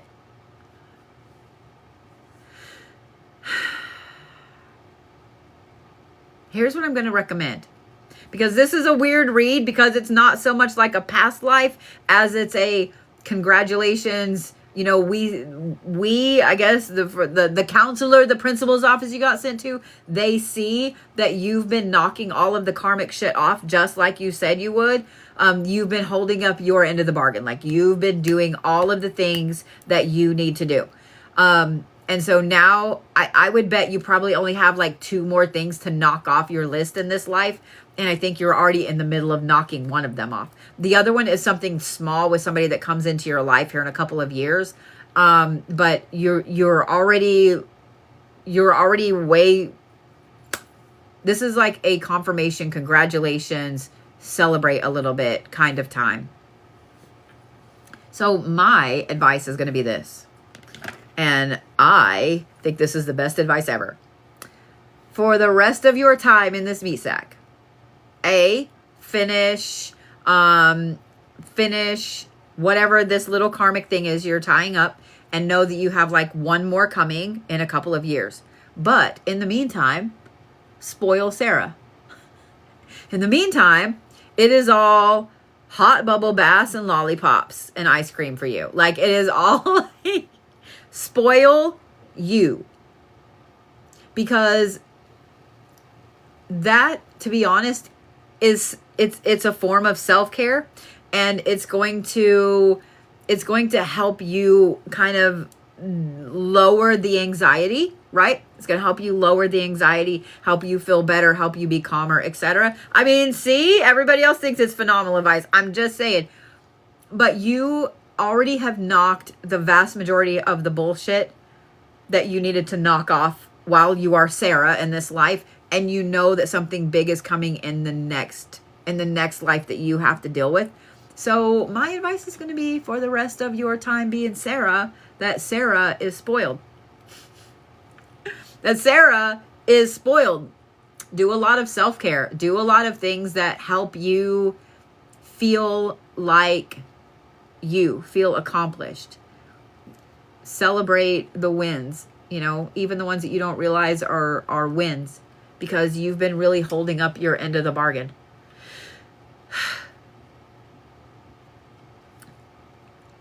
I keep seeing this pink panel, this hologram in front of me. So I am going to let you know, I have a feeling that your next life is going to be either in China. It's going to be in China.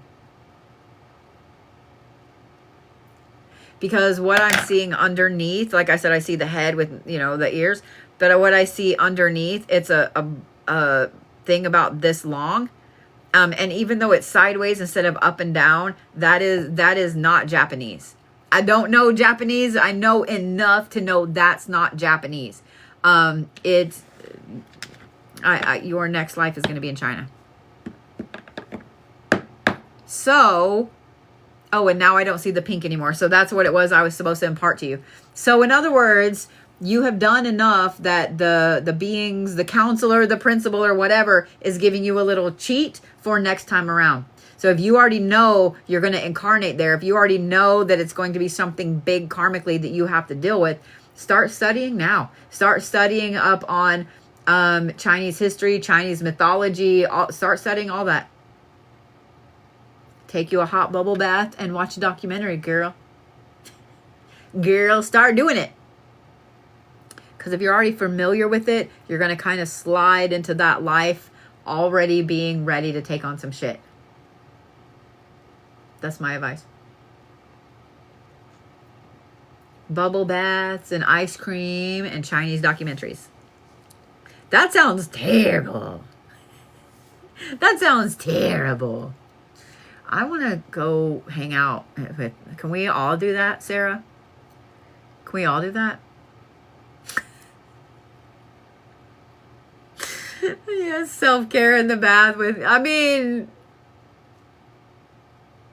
I love Asian food. I love Chinese food. I love Japanese food. I love Korean. I love Thai. I love all that. I love it. So, you know, eat all the Chinese food. Just saying, get familiar with it, because that's where your next incarnation is. That's where your next incarnation is. So yeah, I think that's awesome. Yeah, I think that's awesome. You like Chinese food? Good. You're going to get burnt out on it.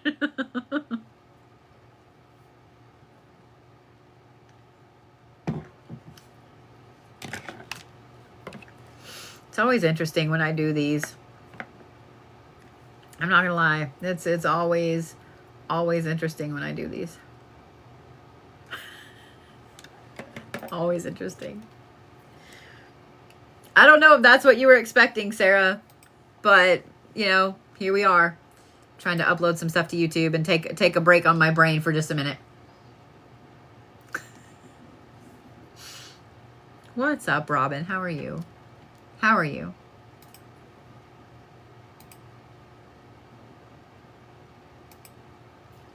YouTube isn't YouTubing. Let's try that again.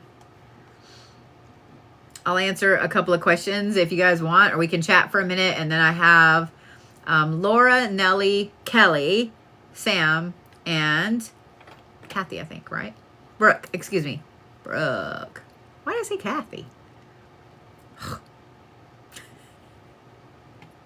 I don't know. That's why. Let's see. All right. Now, create. Upload video, because I know a lot of you guys are waiting.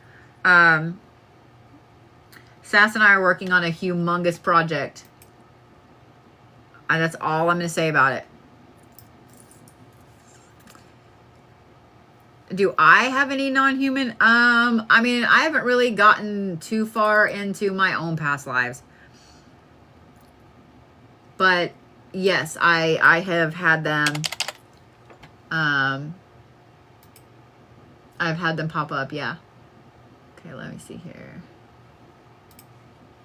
Ah, wrong thing. Okay, there we go.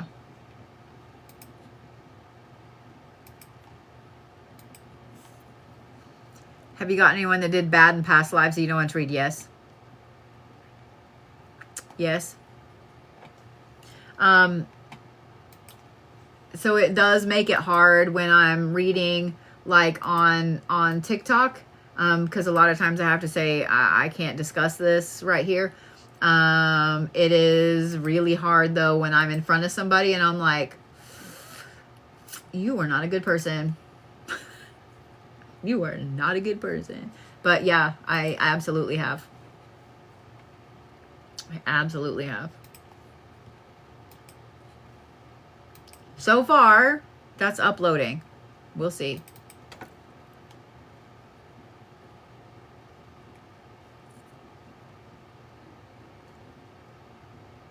It sucks. I'm not gonna lie. It sucks. It does. There's more past lives that are traumatic that I have to tell people than I would like. There are more than I would like. We'll just say that. So.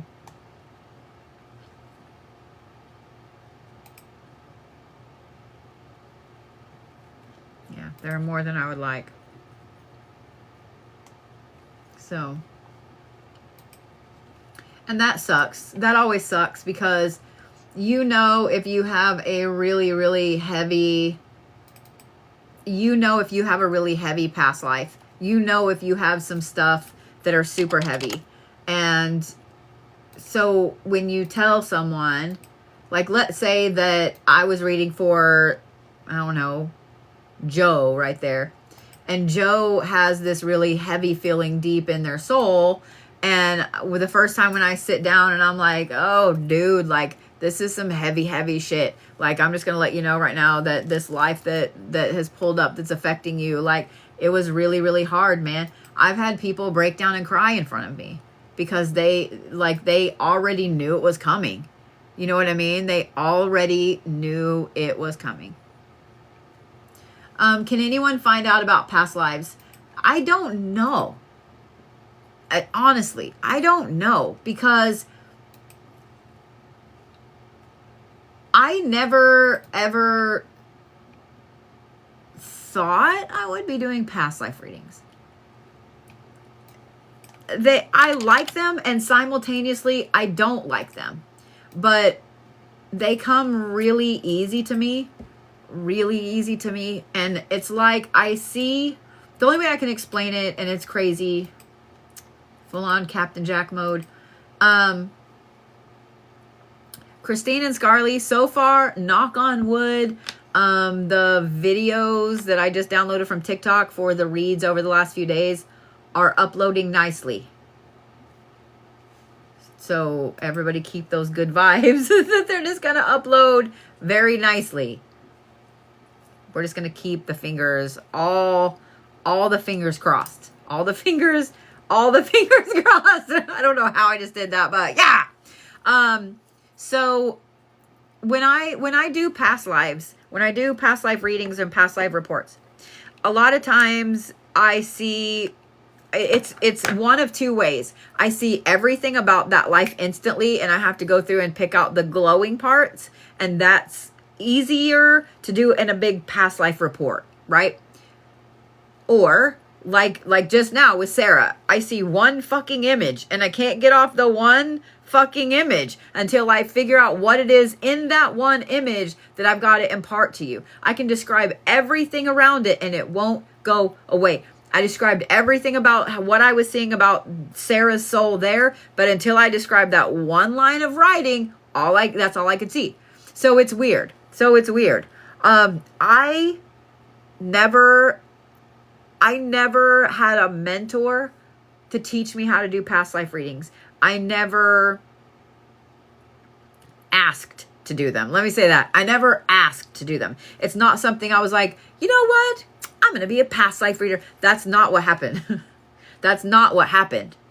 It's something that, I mean, since the NDE, I've been able to look at people and go, oh. I was always, from the time I was 19 until I had my own son at 21, and still after that for a long time, I was uncomfortable around babies. I was uncomfortable around babies for a long time. Even after having a baby of my own, I was uncomfortable because I could see the soul in there. Like I could see the soul in there, and babies fucking love me. And I mean, so when you're terrified of babies and they love you, I'm like, like you don't like me though. You don't though. But one of my favorite experiences ever with a baby is I had a client, customer, whatever, friend who was pregnant when she started coming to see me. And when her son was born, he was a week old, and she brought him into the shop to see me. That little boy, I know everybody's like, it's just gas. No.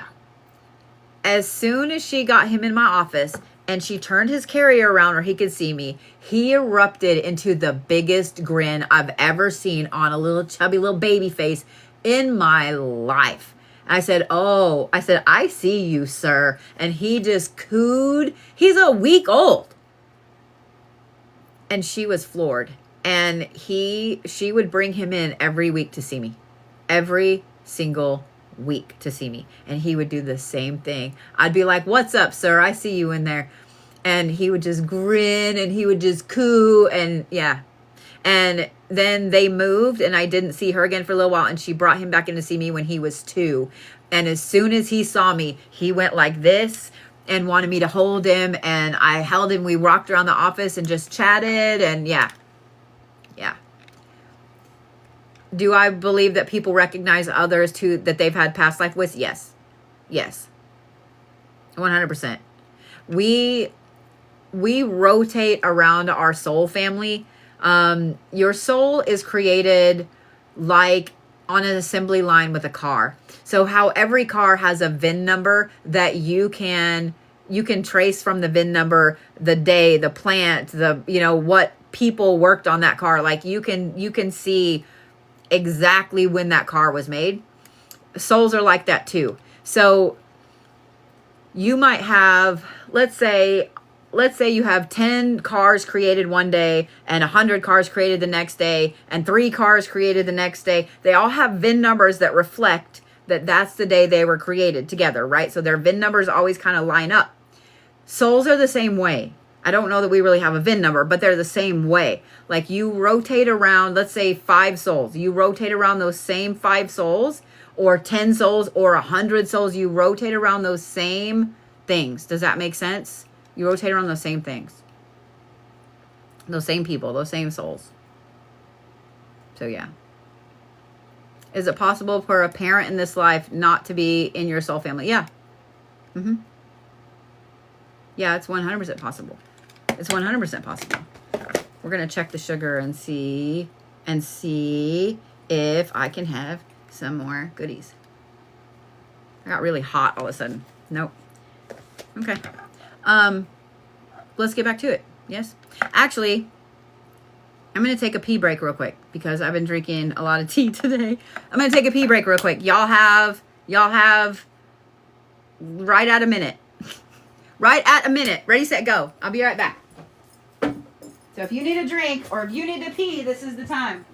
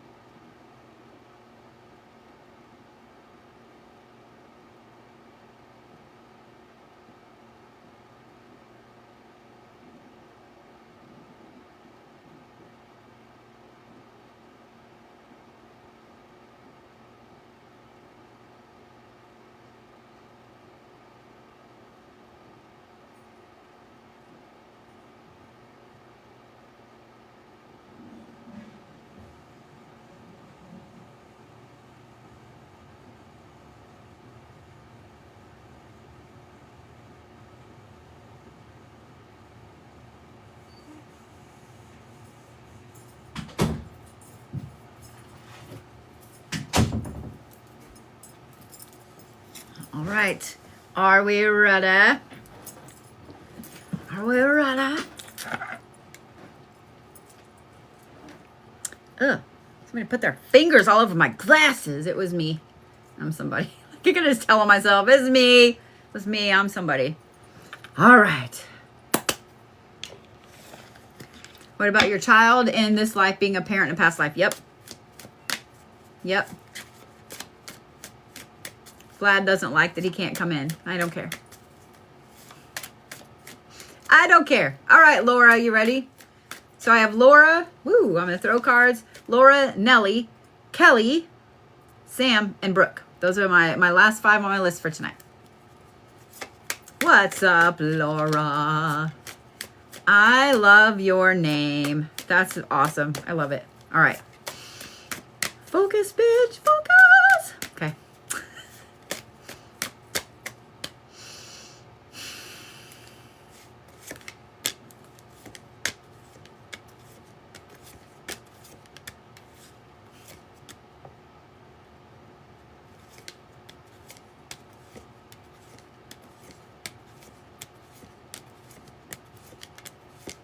Yeah, I see you over there, you little warrior. Okay.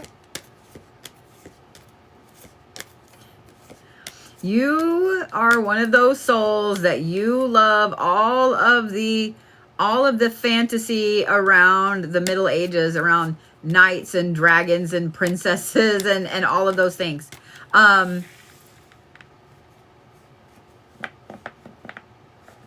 Okay. The reason that this life is coming up right now is because you're struggling with feeling like in your meat sack right now as Laura, right now you are struggling with feeling like you're doing enough for you, for the world. Like you feel like you're not doing enough, even though you are. You are, okay? The life that I'm seeing in front of me, you were born Oh, that is thunder. Why is my ear itching? What the fuck? You were born a male. You were born a man. You were born into, I mean, like decently wealthy family. Scottish. Okay. This is in about the mid 1200s in Scotland. I'm going to say like 1240. Okay. 1240. You were born into like kind of middle of the road, like not super high up ruling class, but not, you know, not way down there. You're kind of middle of the road.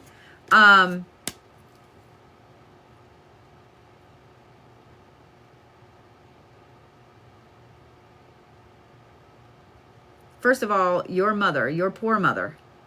That's a lot of boys, dude.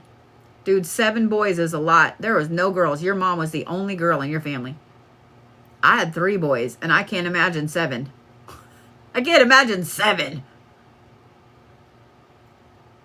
You were number 3, so you're the 3rd in line. God, I can't imagine 7. And why are you guys all massive? Why are you guys all massive?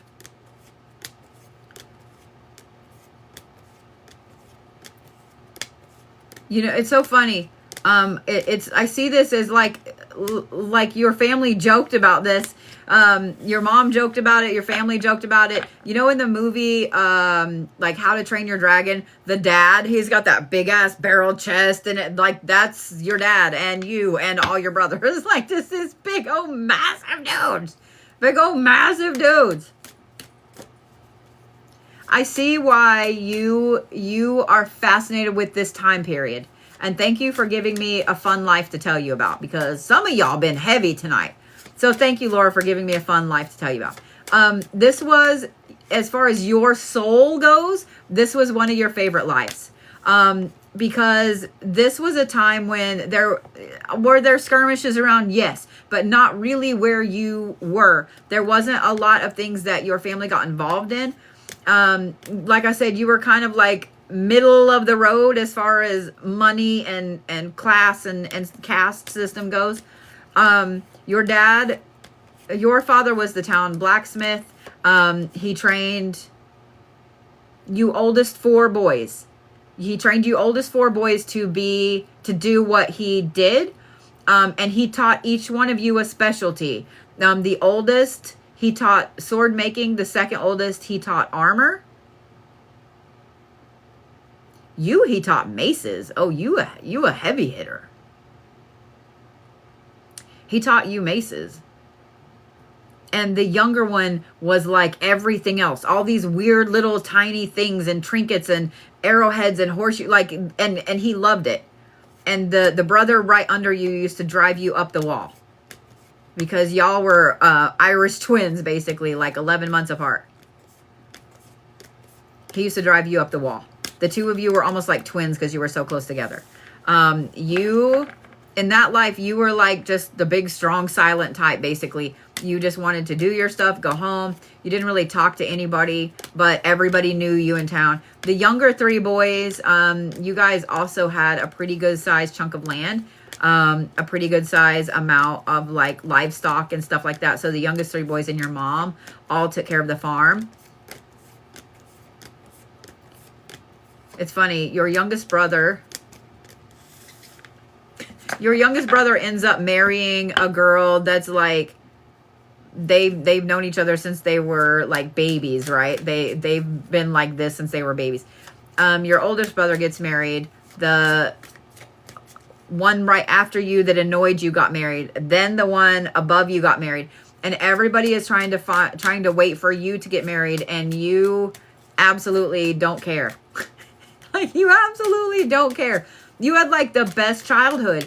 I mean, you had the best childhood, the best time, the best life. Like, you're also you're very, very intelligent. Your soul is very intelligent. You have to have intelligent conversation. Like, you are not someone that when you're looking for a friend, when you're looking in a love romantic partner, a pretty face is one thing, but like, you need somebody that can hold a conversation. You're very, very attracted to brains.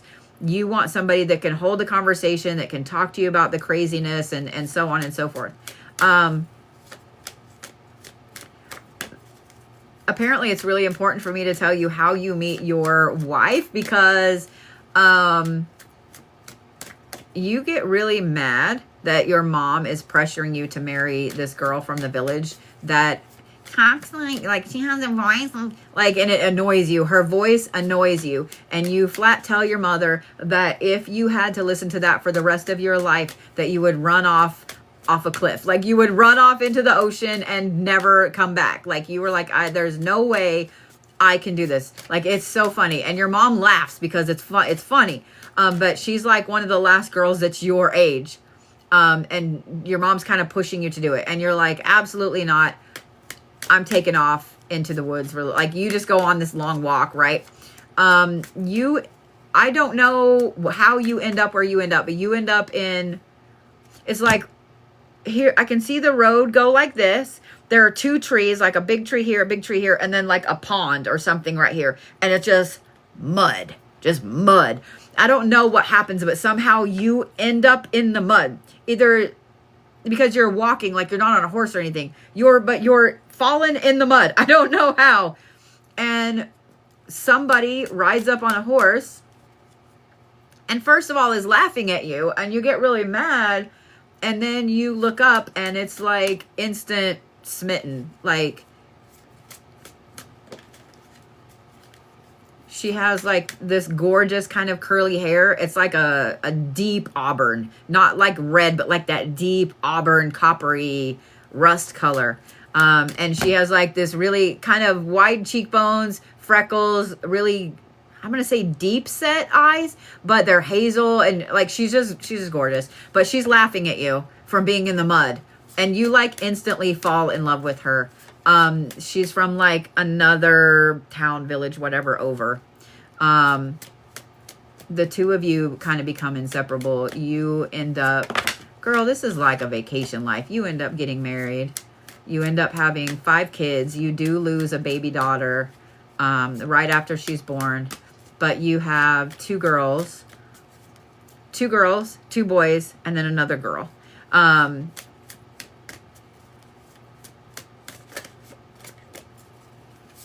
mean, this was like, dude, this is like a vacation life. I'm not going to lie. You had one of the best marriages, lives. Like, your whole entire life with this woman is filled with just laughter and fun, and you have the happiest kids. Like, you teach your boys to do what you do, and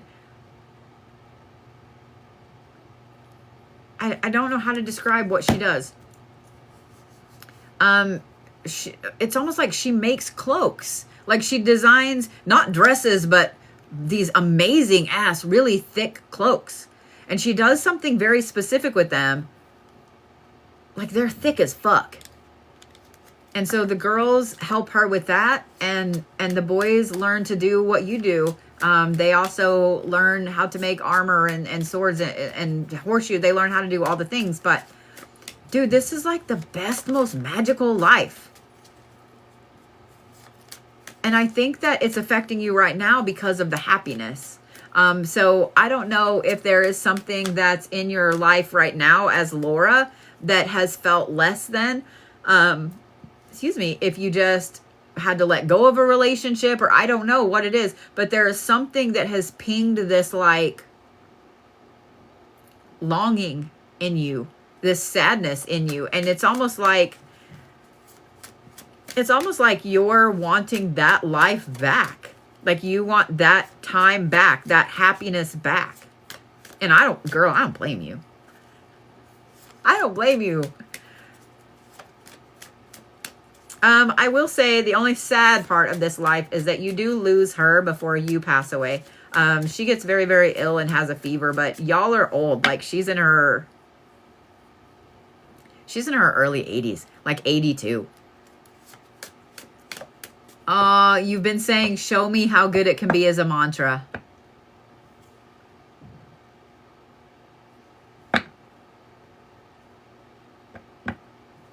I love that.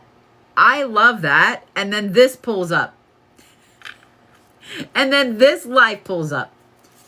to show you how good everything can be.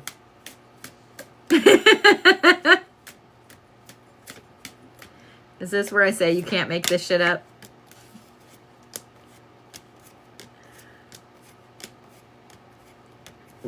I mean, you know, are there some hard winters? Yes. Are there some summers that are too hot? Yes.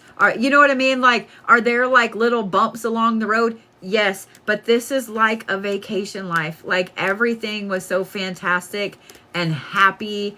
And I'm just saying. So I love that you've been saying that mantra and then this pulls up.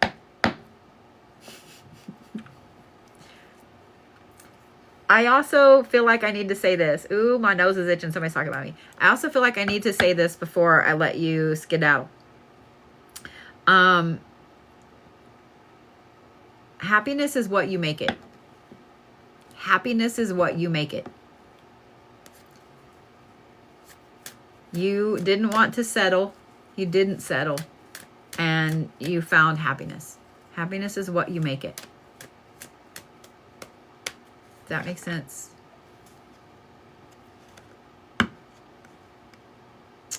Dude. Sometimes I wish that I could legit go into every one of these past lives that I see for you guys and just like live there for a little bit. Just live there for a little bit. You won't settle. Good. And you're welcome.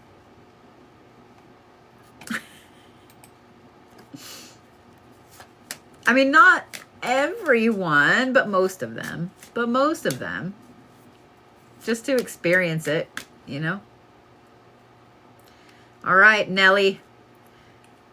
Oh, who is talking about me? My nose is itching so bad. Stop it. Stop it. Stop it.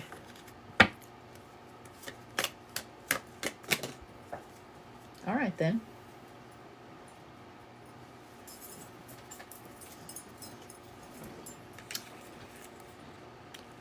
It's funny that I feel like my mods needed to see that's the card that flung out on the floor. You can just stay over there. All right. Ready? Nelly, Nelly, Nelly, Nelly, Nelly.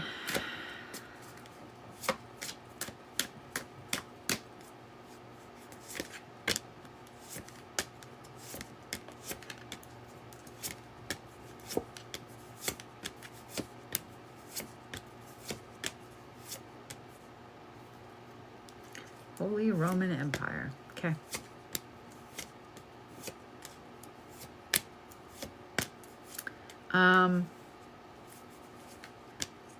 You are born at the height in this life that popped up at the height of the Holy Roman Empire. You were born in one of the smaller, I'm going to say cities because it's still pretty good size. You're born in one of the smaller cities on the, the western coast of Italy. So if you were to look where the Vatican is, go literally straight directly west to the coast, and then there's part where it kind of curves in like this. There's a town right there. There's a city right there. It's so interesting this one's popping up. I have a feeling you've been dreaming about this as well. And what you've been dreaming about are, it's like a building that you can't place. The walls are kind of a stucco, but not the normal stucco color. And you just see the flickering candlelight. You don't understand why you want to go in this room and why you're terrified of this room. I'm going to tell you. So, in this life, you're born a woman. You're born, well, I mean, you're born a girl. You weren't really just like come strolling out as a woman. But you're born a female. There we go. Let's say that. You're born to a family that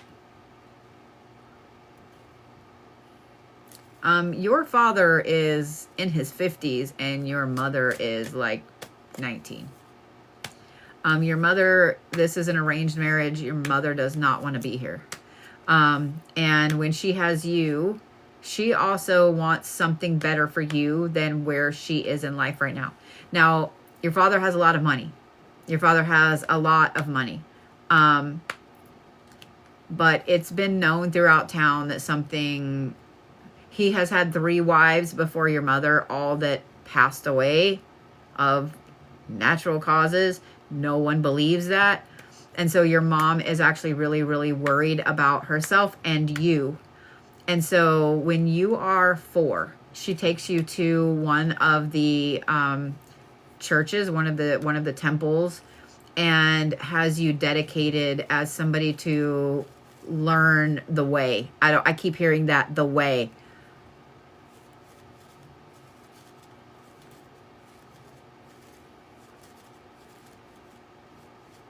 It's not quite being a nun. It's so interesting. It's like a priestess. I don't understand. It's weird. It's almost like simultaneously pagan and not. It's weird.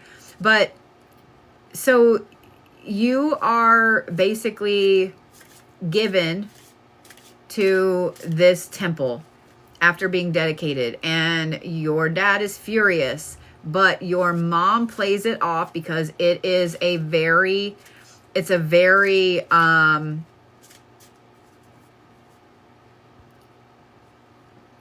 big deal to have a child that's accepted to be, in the temple and to learn the things. And so your mom is like, she plays it up about the how amazing it is that he has a daughter that is going to become a priestess. Like, she plays it like that.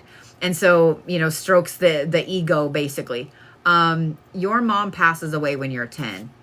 She passes away when you're 10. And your dad never visits you, never tries to see you. He sends money because, he can't have his daughter, dressing in rags or whatever. And the vast majority of the money you give right back to the temple because you don't want it. You become an agent. It's so interesting. I think because the temple that your mom took you to is one that she attended as a girl. And it's one that serviced everyone in a way. Not only was it a church, a holy place, but it was a place where people that had been pagans that were assimilated could also go and practice. I'm going to put that in air quotes because it was known but not known that they could go and practice there. And when the government started really cracking down on things, you became an integral part of helping women escape. Like you became, you became an integral part of helping a lot of them escape and get out of there before they were persecuted. This is like one of the most fulfilling lives that your soul has lived. It is. It's one of the most fulfilling lives that your soul has lived, because the only thing that you wanted your whole mission for that life to be about was helping people escape to have a better life, like your mom did for you. Like, this was one of the, oh my God, girl, this was an amazing life. It was a hard life, and it was one where you did without a lot, but you helped hundreds of women escape. You helped kids escape. Like, you helped people that were about to be, unalived escape and give them a chance at a better life. Like, you could get them out of the city and onto a ship and allow them to go somewhere else to, not be persecuted. I will say though, so you have this, because of this life, you have this feeling of, I'm going to say nobility, but it's not. I don't know how else to explain it. You have this feeling inside of you of, you need to be doing this now, but you don't know how to do it. Like, you have this crazy need to help people that you feel are marginalized, that you feel are not getting the say that they need to have. I would not be surprised to know that you studied political science, that it was one of the things you were fascinated with. I would not be surprised to know that you studied counseling and business and marketing. Like, you've studied a little bit of everything because you need a little bit of everything to be able to do this. But you helped so many people escape, and you are looking for a way right now to be able to do that again, to help as many people as you can in this meat sack, in the Nelly meat sack that you're in right now. You're trying to do everything you can to help other people. The only downside to this life is that eventually it is found out what you're doing. It is found out that you are the one that is funneling people out, that is helping heretics escape.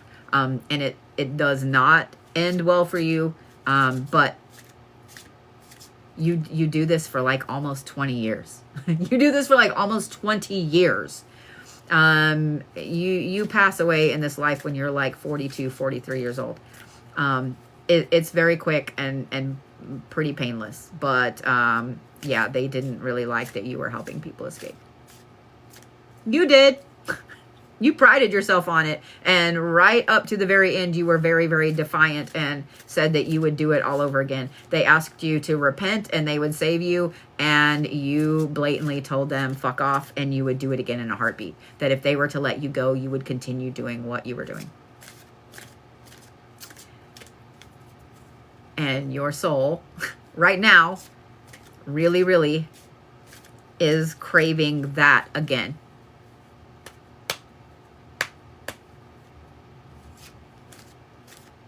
That's you, definitely.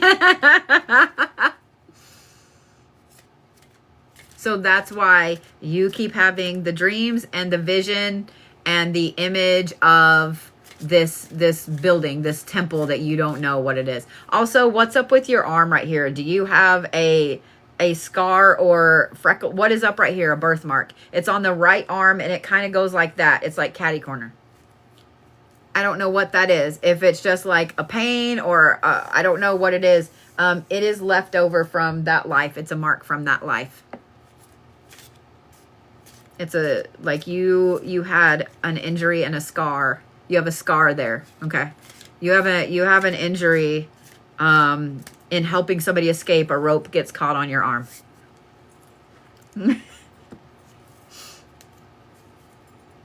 It was meant to be there. I think you will probably have it in almost every life.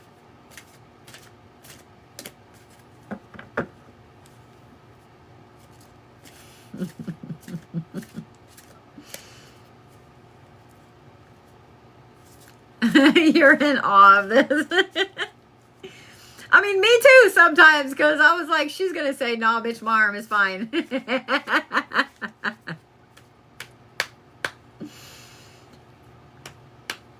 Just saying.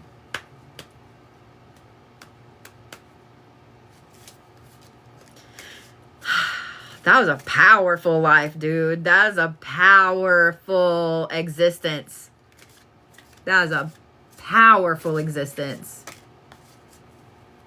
A scar with a mole beside it. Interesting. Do you remember how you got the scar? Sometimes that is what birthmarks are, yeah. Do you remember how you got the scar?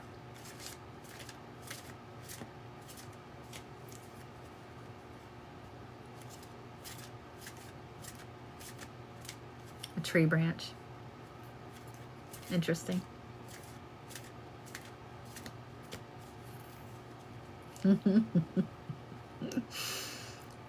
Did your jaw hit the floor when I asked about your arm? I feel like I need to ask.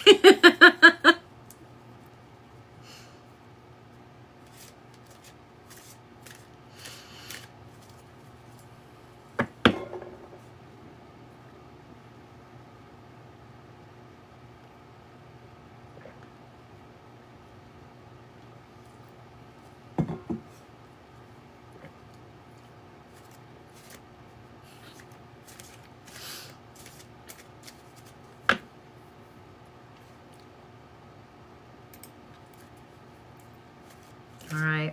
Kelly is next. It's so weird that I have Nelly and then Kelly.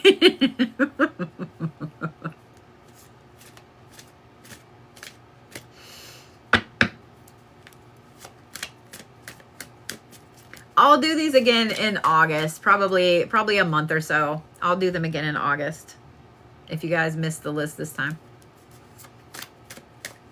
And you sit for hours watching candles flicker. Of course you do.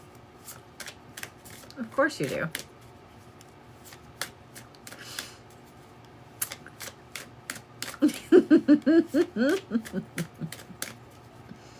Of course you do.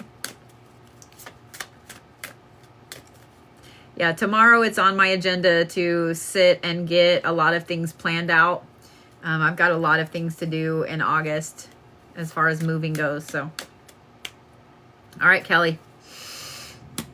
You're welcome so much, Nelly, honey. Oh, we got storms moving in. Is that why I got cold? More storms moving in. Let me say that. Oh, yeah. That's fun. Leanne, they're coming your way. Get ready, girl. Oh, yeah. It's going to be a loud night. Again. Is it really? And it's your birthday? Well, happy birthday. No pressure that it's your first read from me. I'm in Oklahoma. I'm in northeastern Oklahoma. Make sure I'm putting them back right. All right. Oh my gosh, Jesse, where at? I've been kind of worried about the rain up there, about here. Like, it not close to my house, but on the way over to the highway. So less than a mile from me, there's a creek that is well above its banks. After this rain moves through it, the little bridge right there will probably flood. So thankfully there's a lot in Gettysburg. Thankfully there's a lot of other ways I can go. But yeah. All right. Kelly. Yeah, I keep an eye on you too up there, Christine. I know pretty much whatever hits me is gonna hit you too. Well, most of the time. All right.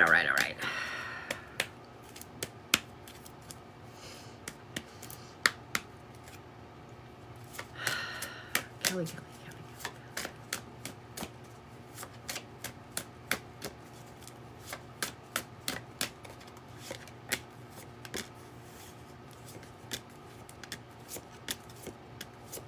Oh, Jesus, you got an old soul.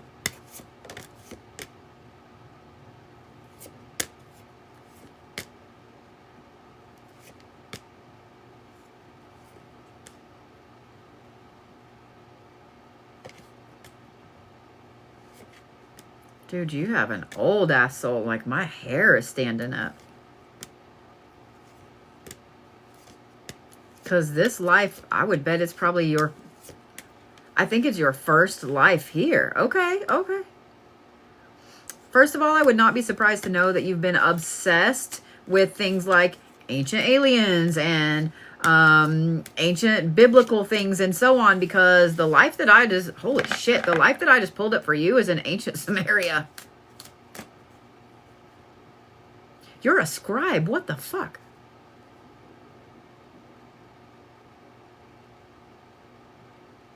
I also wouldn't be surprised to know that, like, you're obsessed with lettering and calligraphy and stuff like that in this life. You were a scribe in ancient Samaria. An ancient Sumerian scribe. In fact, you were one of the fastest. And so you were highly sought after for things. Like,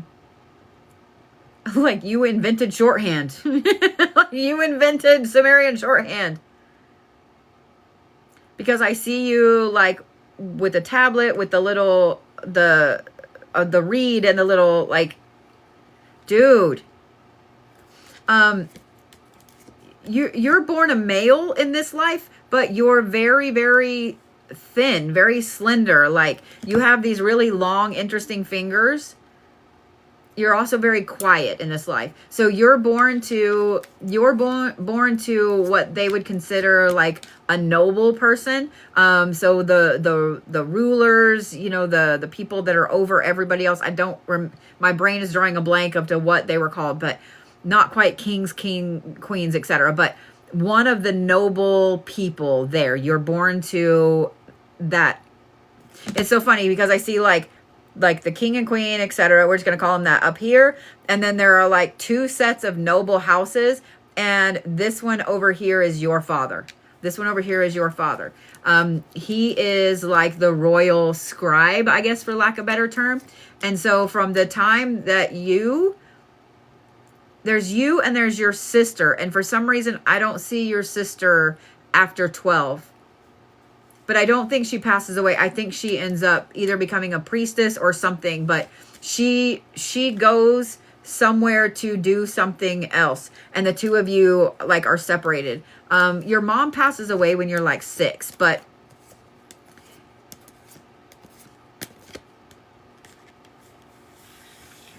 it's like you inherited your dad's love of language, of talking. Like your dad was more like an extrovert, where you in this life were an introvert. So your dad could talk to anybody. He could negotiate anything. You don't want to talk to anybody. You just want to sit and like blah, blah, blah, blah. So you ended up becoming one of the fastest scribes, and you were someone that you surpassed your dad really, really quickly. And he was very proud of that. Like he was very, very proud. And he used to brag to everyone about how amazing you were and how you had already well surpassed him and beat him and, beat him at his time in this and this and this and this. Because you were so fantastic at it.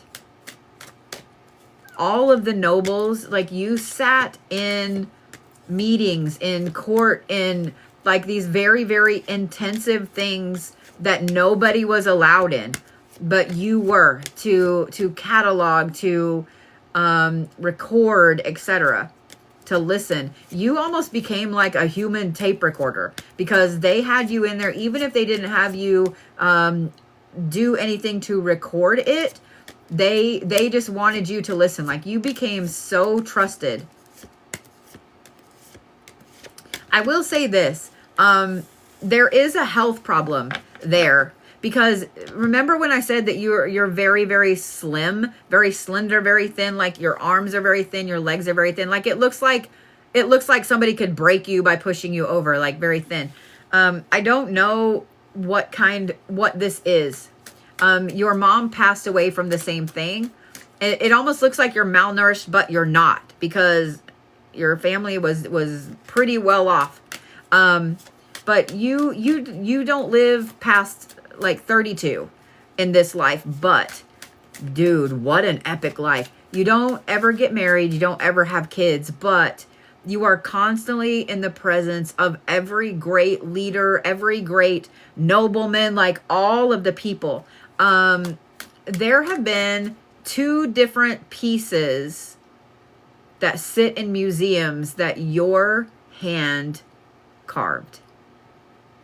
One is a piece, it's just a chunk. Even the corner's gone, like it's like this, and it's kind of jagged like that. It's a deep gray. It's a deep gray stone, but so there's a little bit of writing on it. You can see a little bit. And the other one is red. Like it looks like clay, but it's not. But there are 2 pieces that have been recovered that your hand touched. And they're dated incorrectly. They're dated incorrectly. They're dated as being to a different period, but they're not. They were, your hand touched them.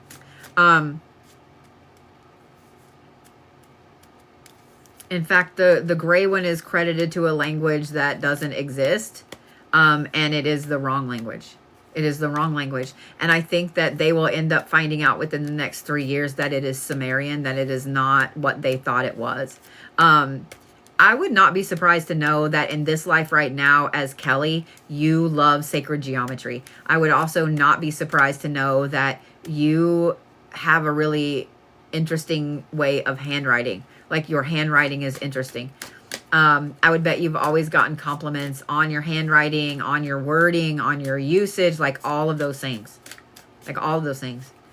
For a shorter life, it was a fantastic life. It was a fantastic life. And I think that the reason it's coming up now is because there are a lot of times here lately that you feel like you're not important enough. And I don't mean that in a bad way, but like you feel like you're not doing enough like you should be doing, like you did in that life. Does that make sense? Because even though you didn't ask to be important in that life, you were privy to a lot. You were privy to a lot of information. And I mean, you were everything. You love learning languages and writing, but you hate geometry. Like sacred geometry, not geometry itself, like sacred geometry. I love that you love languages and writing.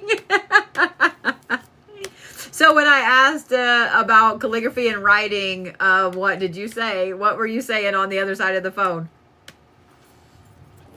You never studied sacred geometry. Well, happy birthday to you. Guess what your rabbit hole is going to be for the rest of the night? Oh, I love it. I love it. Down the rabbit hole, Kelly goes. You were obsessed with calligraphy as a teenager. Of course you were. Of course you were. I'll bet you were really good at it too.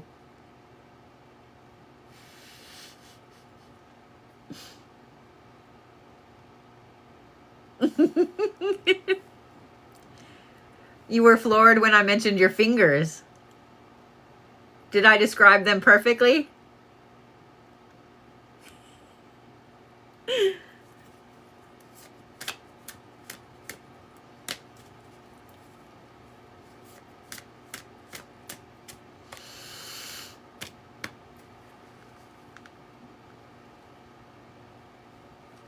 You know, just out of curiosity.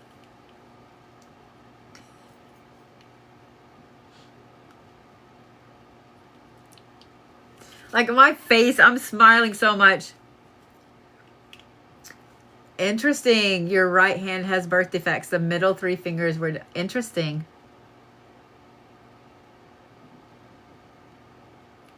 So when I mentioned your fingers, did your jaw hit the floor? Or the desk or the couch? Hopefully the couch, not really the floor. Oh, wow. So you shouldn't be here. Well, good. I'm glad I could stun you for your birthday. Magic.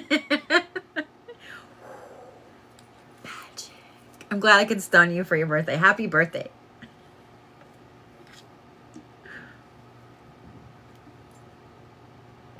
My face hurts. My face hurts from smiling so much. You are welcome so much. You are welcome so much.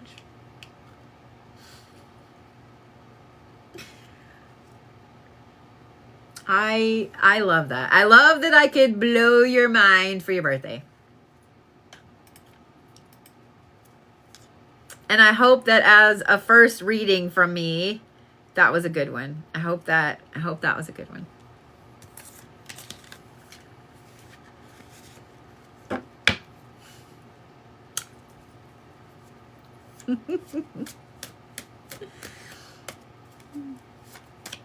All right, Sam, and then Brooke are my last two live ones for tonight. Those of you guys that are on my list for tomorrow, I would, if you haven't already got a spot on the list for tomorrow, you might be too late. Sorry. So what I'm hearing is I probably ought to get this up for next month already. All right.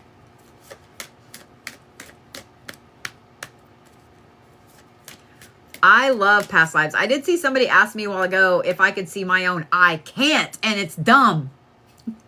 And it's dumb. Dumb. Just like I can't, as the synesthesia, I can't, when I'm talking, I can't see the color of my own voice. I have to go back and listen to it on a video. I hate my voice. I don't know why I hate my voice. But I think we all hate our voices on video. So, all right. Sam.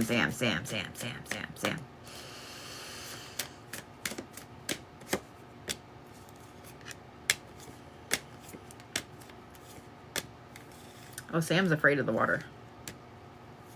You're afraid of deep water, excuse me.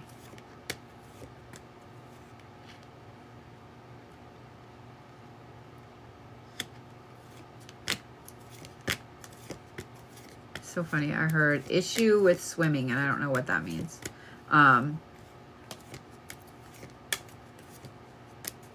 So you were born to a family off the coast of Libya.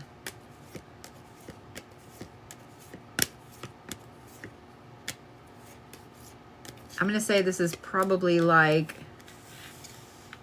1100 BC because of everything I'm seeing.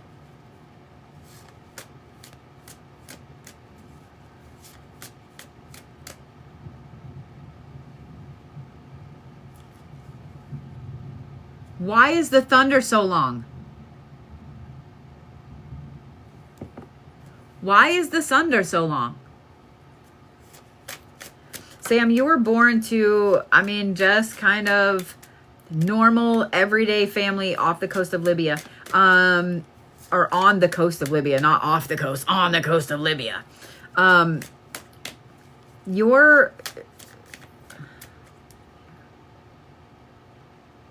There's three of you boys. So there's your dad, and then there's two older brothers, and then there's you, and then there's your mom.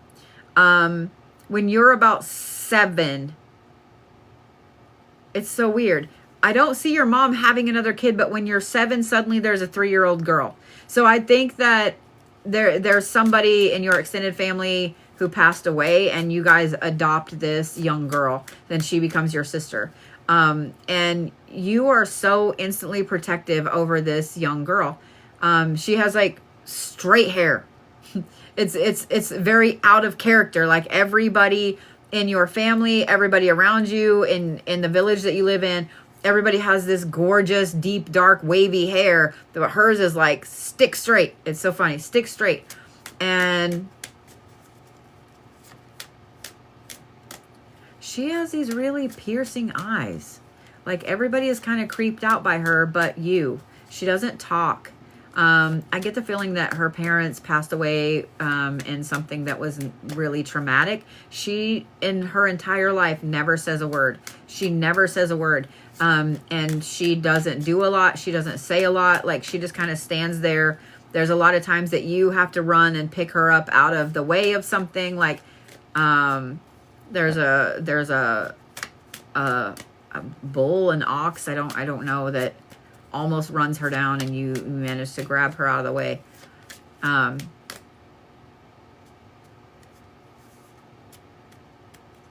feel like we have to talk about her first. Okay. So whatever happened with her parents, she was so traumatized that,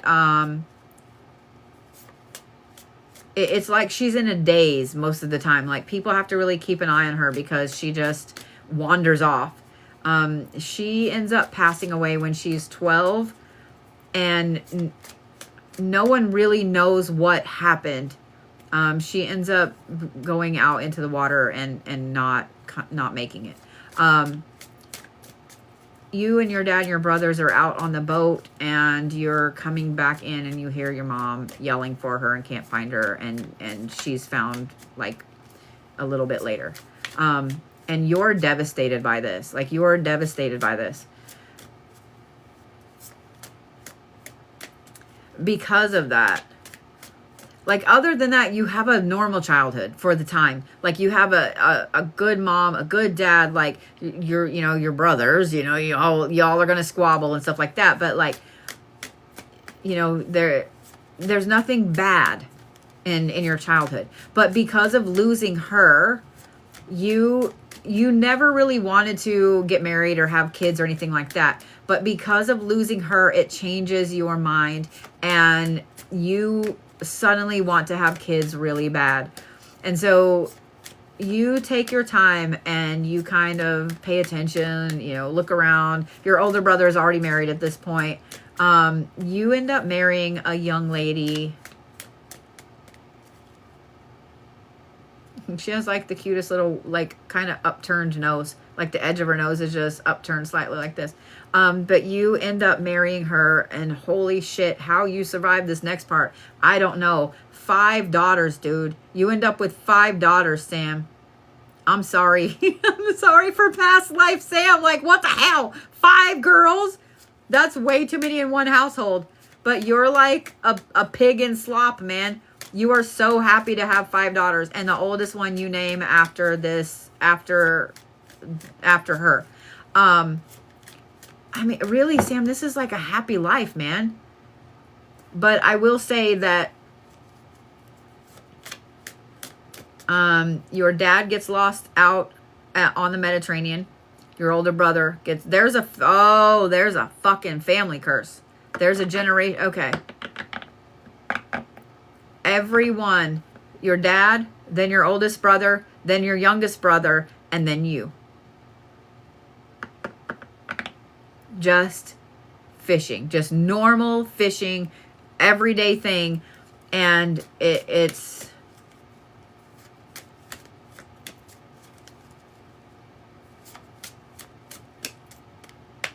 your mom ends up moving in with your wife to help raise the girls after you pass away. Your youngest daughter is 5 when you pass away.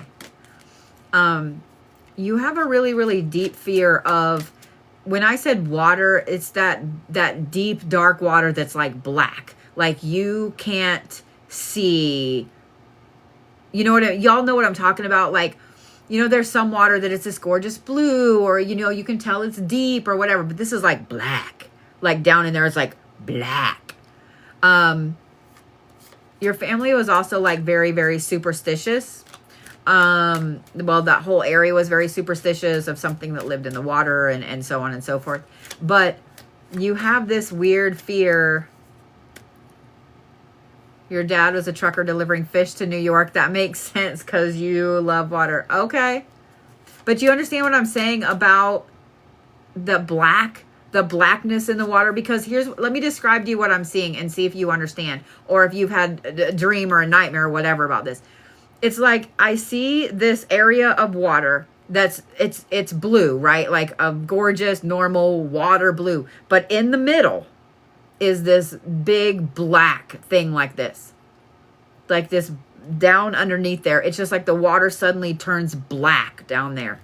And I really would not be surprised if you've had nightmares about it. Because it seems to be something, I don't know if it's like an underneath the current whirlpool or a riptide. I don't know what it is, but it's black and it's terrifying. So what is up with the swimming thing? Because I heard that again, the swimmer. I don't understand that. I don't understand that.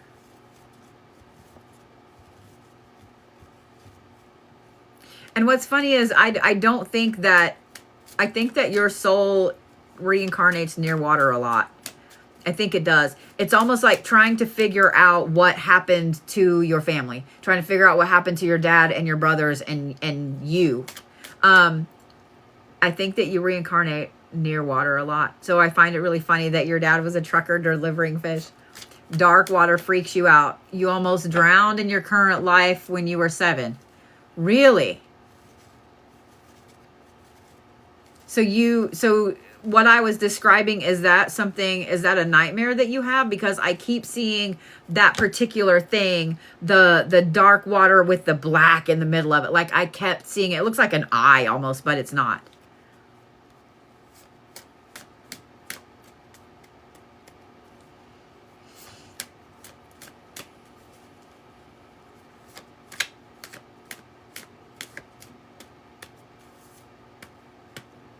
So then I'm curious, when I said that you're in that life, your family were fishermen, especially since you said it's more not being able to see what's there. I understand that. So when I said that your family were fishermen, knowing that you said your dad delivers fish, I gotta know your reaction. Sometimes I wish I could see y'all's reaction as well when I say what I say.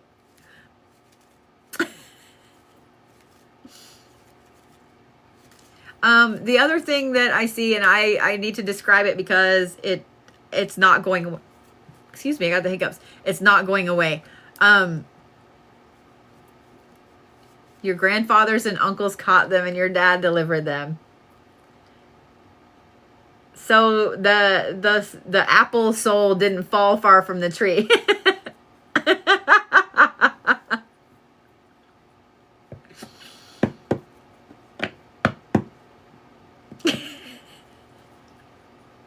It's not funny, but it is.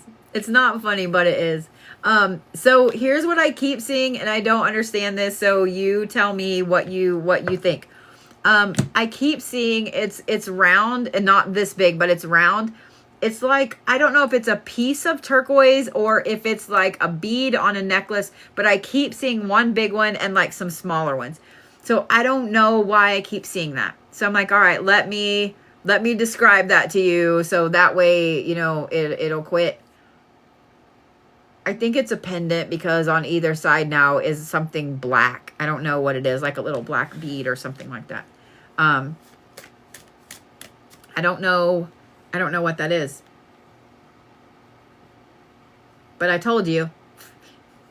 I don't know what it is, but I told you. So I don't know if it's something you've seen in a dream, in a nightmare, if it's something that, you know, your mom has now. I don't know. I don't know.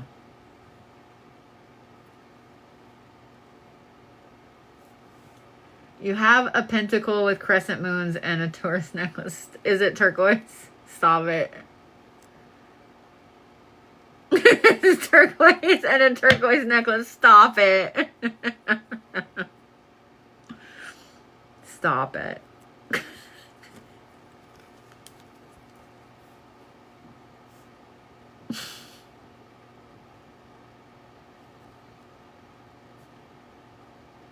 That's funny.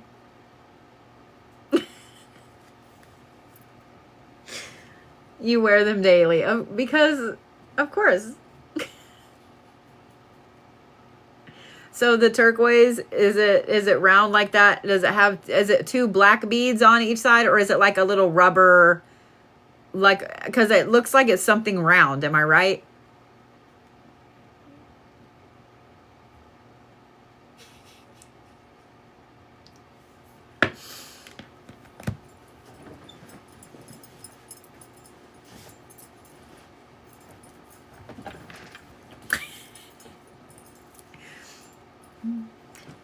Am I always shocked when I get it right? No, I just, for that to come up in a past life read, you know, I'm like, why am I seeing your necklace now? Why am I seeing your necklace now that you wear? You know what I mean? I'm just saying. I also, doing past life reads are very interesting to me whenever I say, like the scar on her arm. When I say something like that, the round is a gray. Someone, okay. So you knew what I was talking about. Okay. I just always giggle because just like it's confirmation for you guys, it's confirmation for me. Like, I'm kind of like, whoo, I'm not crazy. Not crazy today, you know. So it's kind of confirmation on both sides. Like, it's confirmation on both sides. So yeah.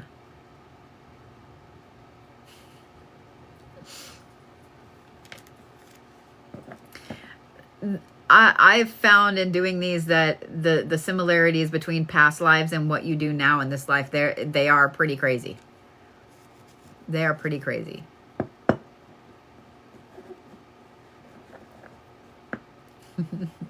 Well, thanks, Tammy. I appreciate that.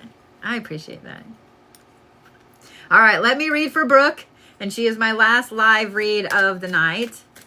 And then I am going to go put some socks on because my feet are freezing.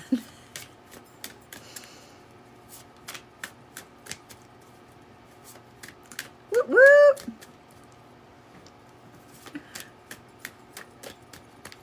You know, Victoria, you're not wrong. The similarities are always amazing. Even You know what's really funny? I almost thought about putting a book together. I've done past life reports for a long time, and it used to just be a document, like a Word document. And then I was like, oh no, these have to be bougie. Like, they have to be over the top bougie, right? But they used to just be a Word document. I have hundreds of them on my computer. Well, on that computer over there. I have hundreds of them. And I thought about putting them into a book. Hundreds of them. Because I think it would be cool. I think it would be cool. But yeah, see, I would have to ask for permission. And some people, I don't know how to get a hold of them. You know what I mean? I'd have to go through and transcribe the live ones, because some of these have been fantastic, especially like Jay's. Oh my God, Jay's has to go in there. I'm not going to lie. I'm going to have to go get some fucking slime, Jay. Thanks. All right, Brooke. Brooke.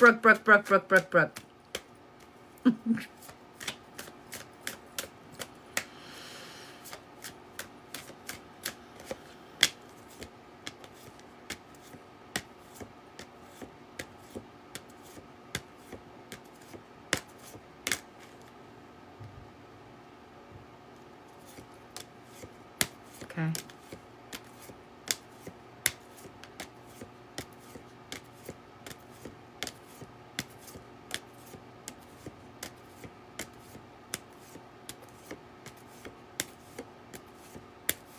I'm like seeing two lives simultaneously overlap, and I'm trying to figure out why I'm seeing them together like that. Because they're not close to each other.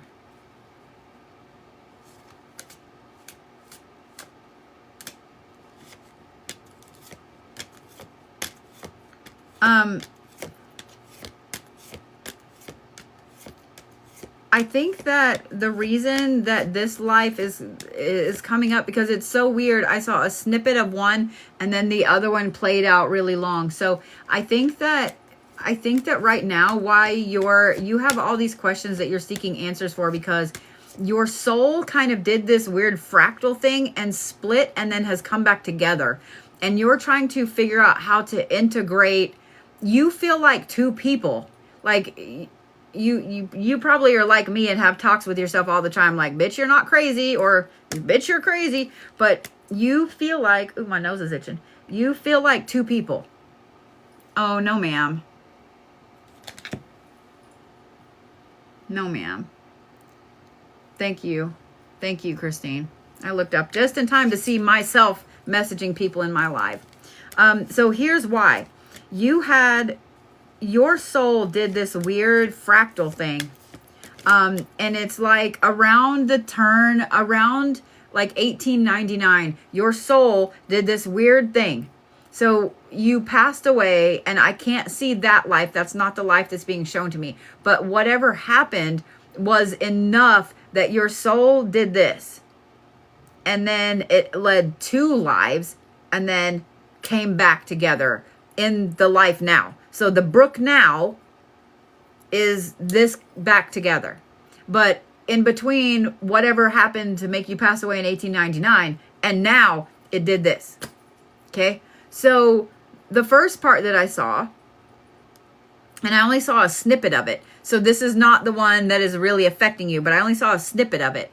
And this was being a nurse in a battlefield hospital in France in World War II. I only saw a snippet, okay? But the thing that tied both of these two together is that both of these souls were born female. Both of them ended up taking care of wounded soldiers, and both of them ended up marrying someone they took care of. Both of them also passed early from heart issues. So the one I saw in World War II, she doesn't live past like 1948. Like, she has something wrong with her heart. It's a defect, and passes away. But one of the men that she takes care of, she ends up marrying him there in France. The other one, though, is interesting because this is Vietnam. This is, I mean, that's why I'm like, I don't understand why I'm seeing this. And then not only is it not the same time period, but it's on the other, it's like the other side of the world, right? So this other one is Vietnam, and you are someone who, it's almost like you're running water and food from your village to help an outpost. It's weird. Like you're running back and forth to help them. So not quite the nurse aspect, but you're helping. There's you and several other girls that are helping. And to be honest, the reason that you guys are helping is because you don't want to be there anymore. You're hoping that someone, one of the soldiers, will fall in love with you and take you with them when they leave. And that's exactly what happens, all three of you. And I'm gonna say this part real quick, and then I've got to describe what I'm seeing because it's okay. But in this life, this other part, this is like very, very early in the Vietnam War. And you and there's three other girls. No, you and two other girls, excuse me. You and two other girls that are running food and water to guys that are hurt. And there's one of them that it's almost like they put him to the side because they don't think he's going to make it. Like they put him way over to the side. He's not getting like a lot of water. Like he really was not going to make it because they were not taking care of him. They were overwhelmed at this field hospital and he was not going to make it. And you heard him when you went to run by to go grab some more stuff. You heard him ask for water and you took water over to him. And so you and these other two girls would run over there back and forth, like all day long, back and forth, back and forth, back and forth. And every time you started taking him water and taking him a piece of fruit and like things like that. And it's because you stopped when the other girls were like, we gotta go. Like they just ran, you stopped. And because of that, you saved his life because he was not going to make it. But the fact that you paused and that you were so kind and you made sure to bring him water every time, even though the other girls were hot, they were like, they were getting on you because you were fucking up the rhythm of running back and forth and so on. But you made sure that he got a little bit of extra food, and like he would not be here if it wasn't for you. And so he got sent home, and he insisted the only way he was going to leave. You did this for like 2 weeks straight. It was the only way that he survived. And so when they sent him home, because he was wounded really, really badly, the only way was because of you. And he insisted that you go with him. You're only like 15 or 16. Like you're really, really young. You're only like 15 or 16. And to be honest, I think he's only like 18, but he insists that you go with him. He is not like, he throws a fit, until finally the commander is like, I don't give a shit. Just get him out of here. And next thing, like you don't even get to say goodbye to your family. You're thrown on the helicopter and out you go. He holds on to you for dear life. And when you get over here, he makes a deal with you. Before you leave Vietnam, you get married. Like you guys go in front of the chaplain and you get married. And this is like the sweetest fucking thing. And I'm going to try not to do the crying thing. He is so indebted to you for doing what you did to save his life, that he says, I promise you that I will never touch you unless you ask me to. Like he's like, and he does, he upholds that. Like you finally come to him one day, but he never does anything at all to disrespect you. He makes sure that when you get back over there, you guys have a very nice house. He makes sure that you have everything that you could want. Like he does everything he can to repay you for saving his life. And your life when you get over here is fantastic. It's fantastic, phenomenal. And so what sucks is like he truly loves you. Like he truly loves you. And you end up where you realize you truly love him as well.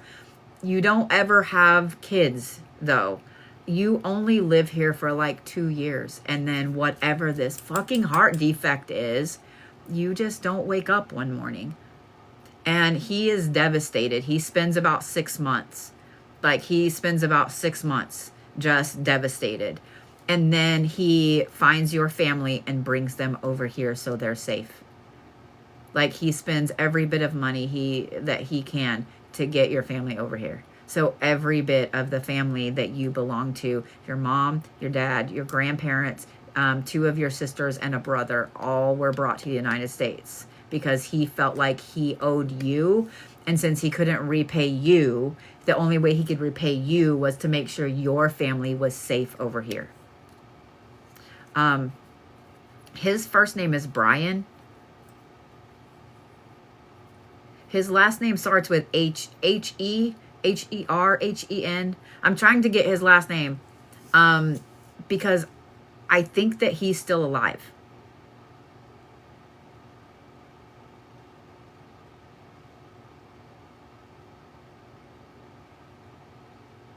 I think that he's still alive.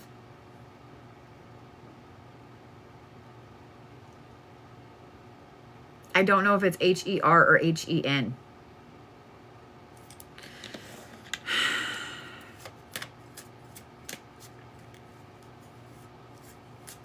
What's funny is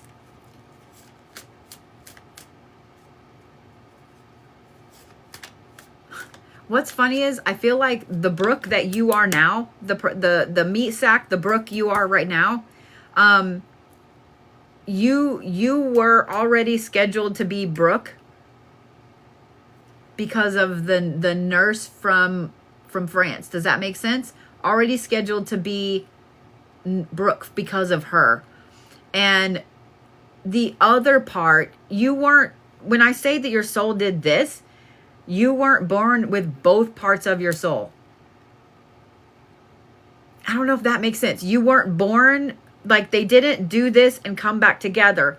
This one here became Brooke, and then this one caught up with it.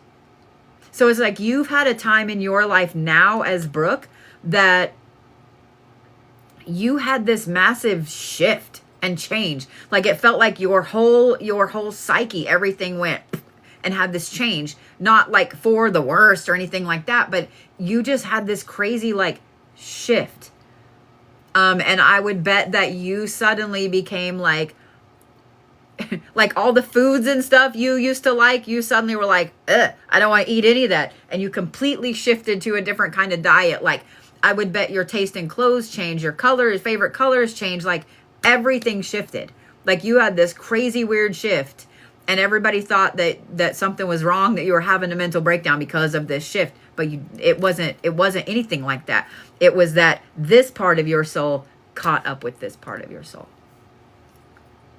You've lost 100 pounds and gotten sober. Brooke, congratulations. Let's just talk about that for a minute. That's fucking phenomenal. That's phenomenal, Brooke. I don't even know you, and I'm so fucking proud of you. I am so proud of you. Dude, that is a phenomenal accomplishment. So let me ask you this. Because something had to change or shift in you for you to decide to do that. Am I right? Something shifted in you for you to do that.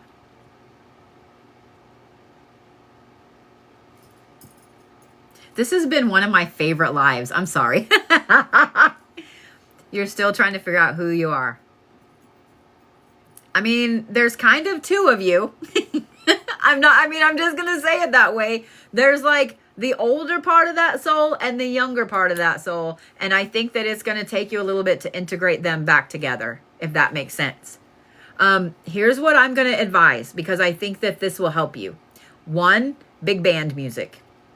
Big band music. Play you some big band music while you're nerding around the house or whatever. Play you some big band music. I think that will help. Not all the time, but just randomly. The other thing I would say is because apparently music speaks to you really, really deeply.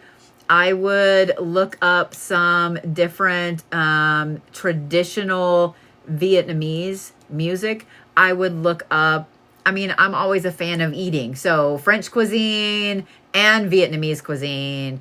I'm just going to say, like, those are always good things. Red is also going to be a power color for you because both of these women, red was their favorite color. Both of these women, red was their favorite color. So red is a power color for you. And red will always kind of help you remember who you are and who you've been and so on. I keep seeing his name flash in front of my face, and I wish I could get the rest of his name. But it's Brian, B-R-Y-A-N-H-E. It's either, I want to say it's R. But I am not 100%. It's either R or N. I think that he is actually still alive, but I don't think he's in the greatest health.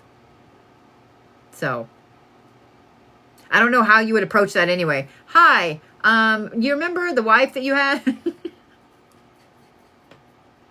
you remember that one time when you married this young lady and then she had a heart defect? Do you remember that? I don't even know how you would approach that. Like, excuse me, sir.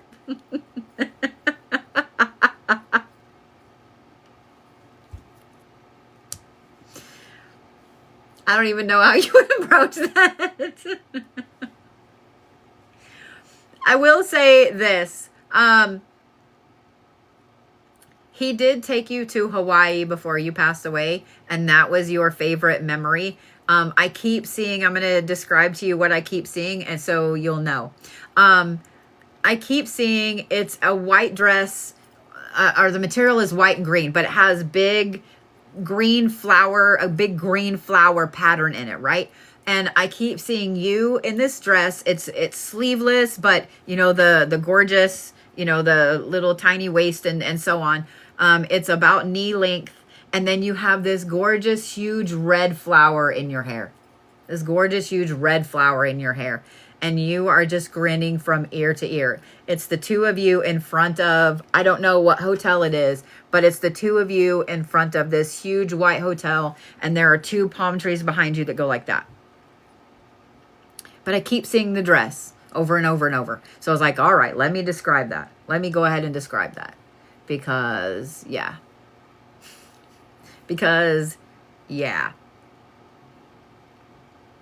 Yeah, that is a hell of a pickup line. Misty's right. That's one hell of a pickup line. Hey, what's up? I know that you're not in the greatest health, but let's talk about a very traumatic event in your life. Find my old husband in Hawaii. I mean, I don't know that he's in Hawaii. I feel like he's in Virginia. But he took you to Hawaii. That was one place that you wanted to go, and he took you to Hawaii. But that picture is, yeah.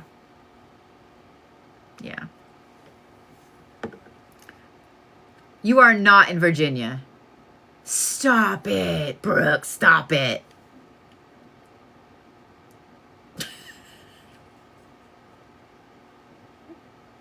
You're freaking out. I mean, I'm kind of freaking out. I was just like, no, I feel like he's in Virginia.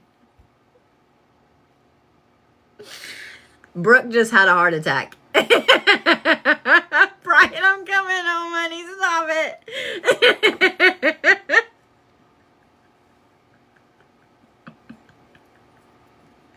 This has been the best live stream. Dude, all of us would shit cookies if he lived across the street or down the road. Yeah, all of us would shit cookies, myself included. Myself included. Man, Christine's just blocking me right and left.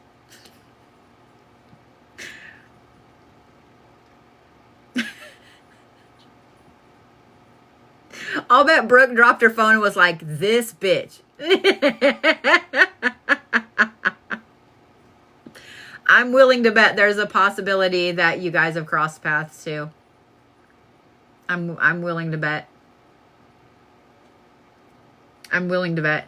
Were you born in Virginia or did you just move there? I'm curious.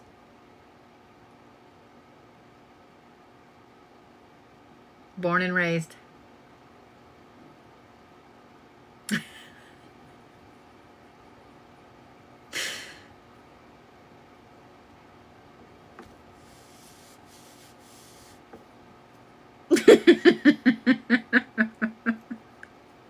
Next live, Brooke comes in with, so I met this guy.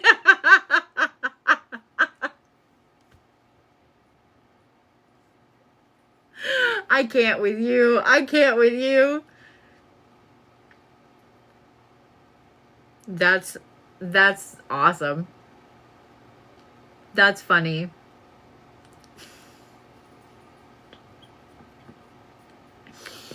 I can't with you. My face hurts. My face hurts. My face hurts. I've been laughing. This has been like one of the best lives. This has been one of the best live streams. I've enjoyed this exponentially. I've enjoyed this exponentially. I can't wait to do these tomorrow. I can't wait to do these tomorrow. I have a lot going on the next couple of weekends, but I'll have to do them throughout the week or something like that. We'll get them scheduled again because I know a lot of you guys were asking. I can tell you if there's any tickets left for tomorrow. There are still like a couple. There are like 5 tickets left for the live reads tomorrow. No, if it says report, those are ones I send to you. Yeah, those are ones I send to you. I know those of you guys that got a report are like, oh, I can't wait for this. Aww. I've thought about it. I've really thought about it. I'll probably be starting about 5 o'clock again. Yeah, I'll be starting about 5 o'clock again. So that way we can all get done kind of early, yeah. And go to bed like good little adults. But yeah, there's about 5 tickets left for tomorrow. So yeah. All right, guys. I'm going to get off here and go put some socks on my footy foots and hang out with my kid. I used to keep them up. I used to keep everybody up late.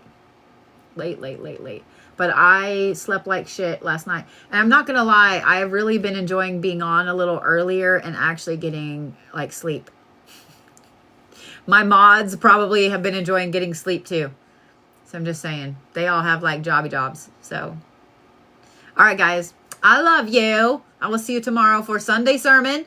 And I will see you tomorrow evening for more past life readings. So I love you. I'll see you tomorrow.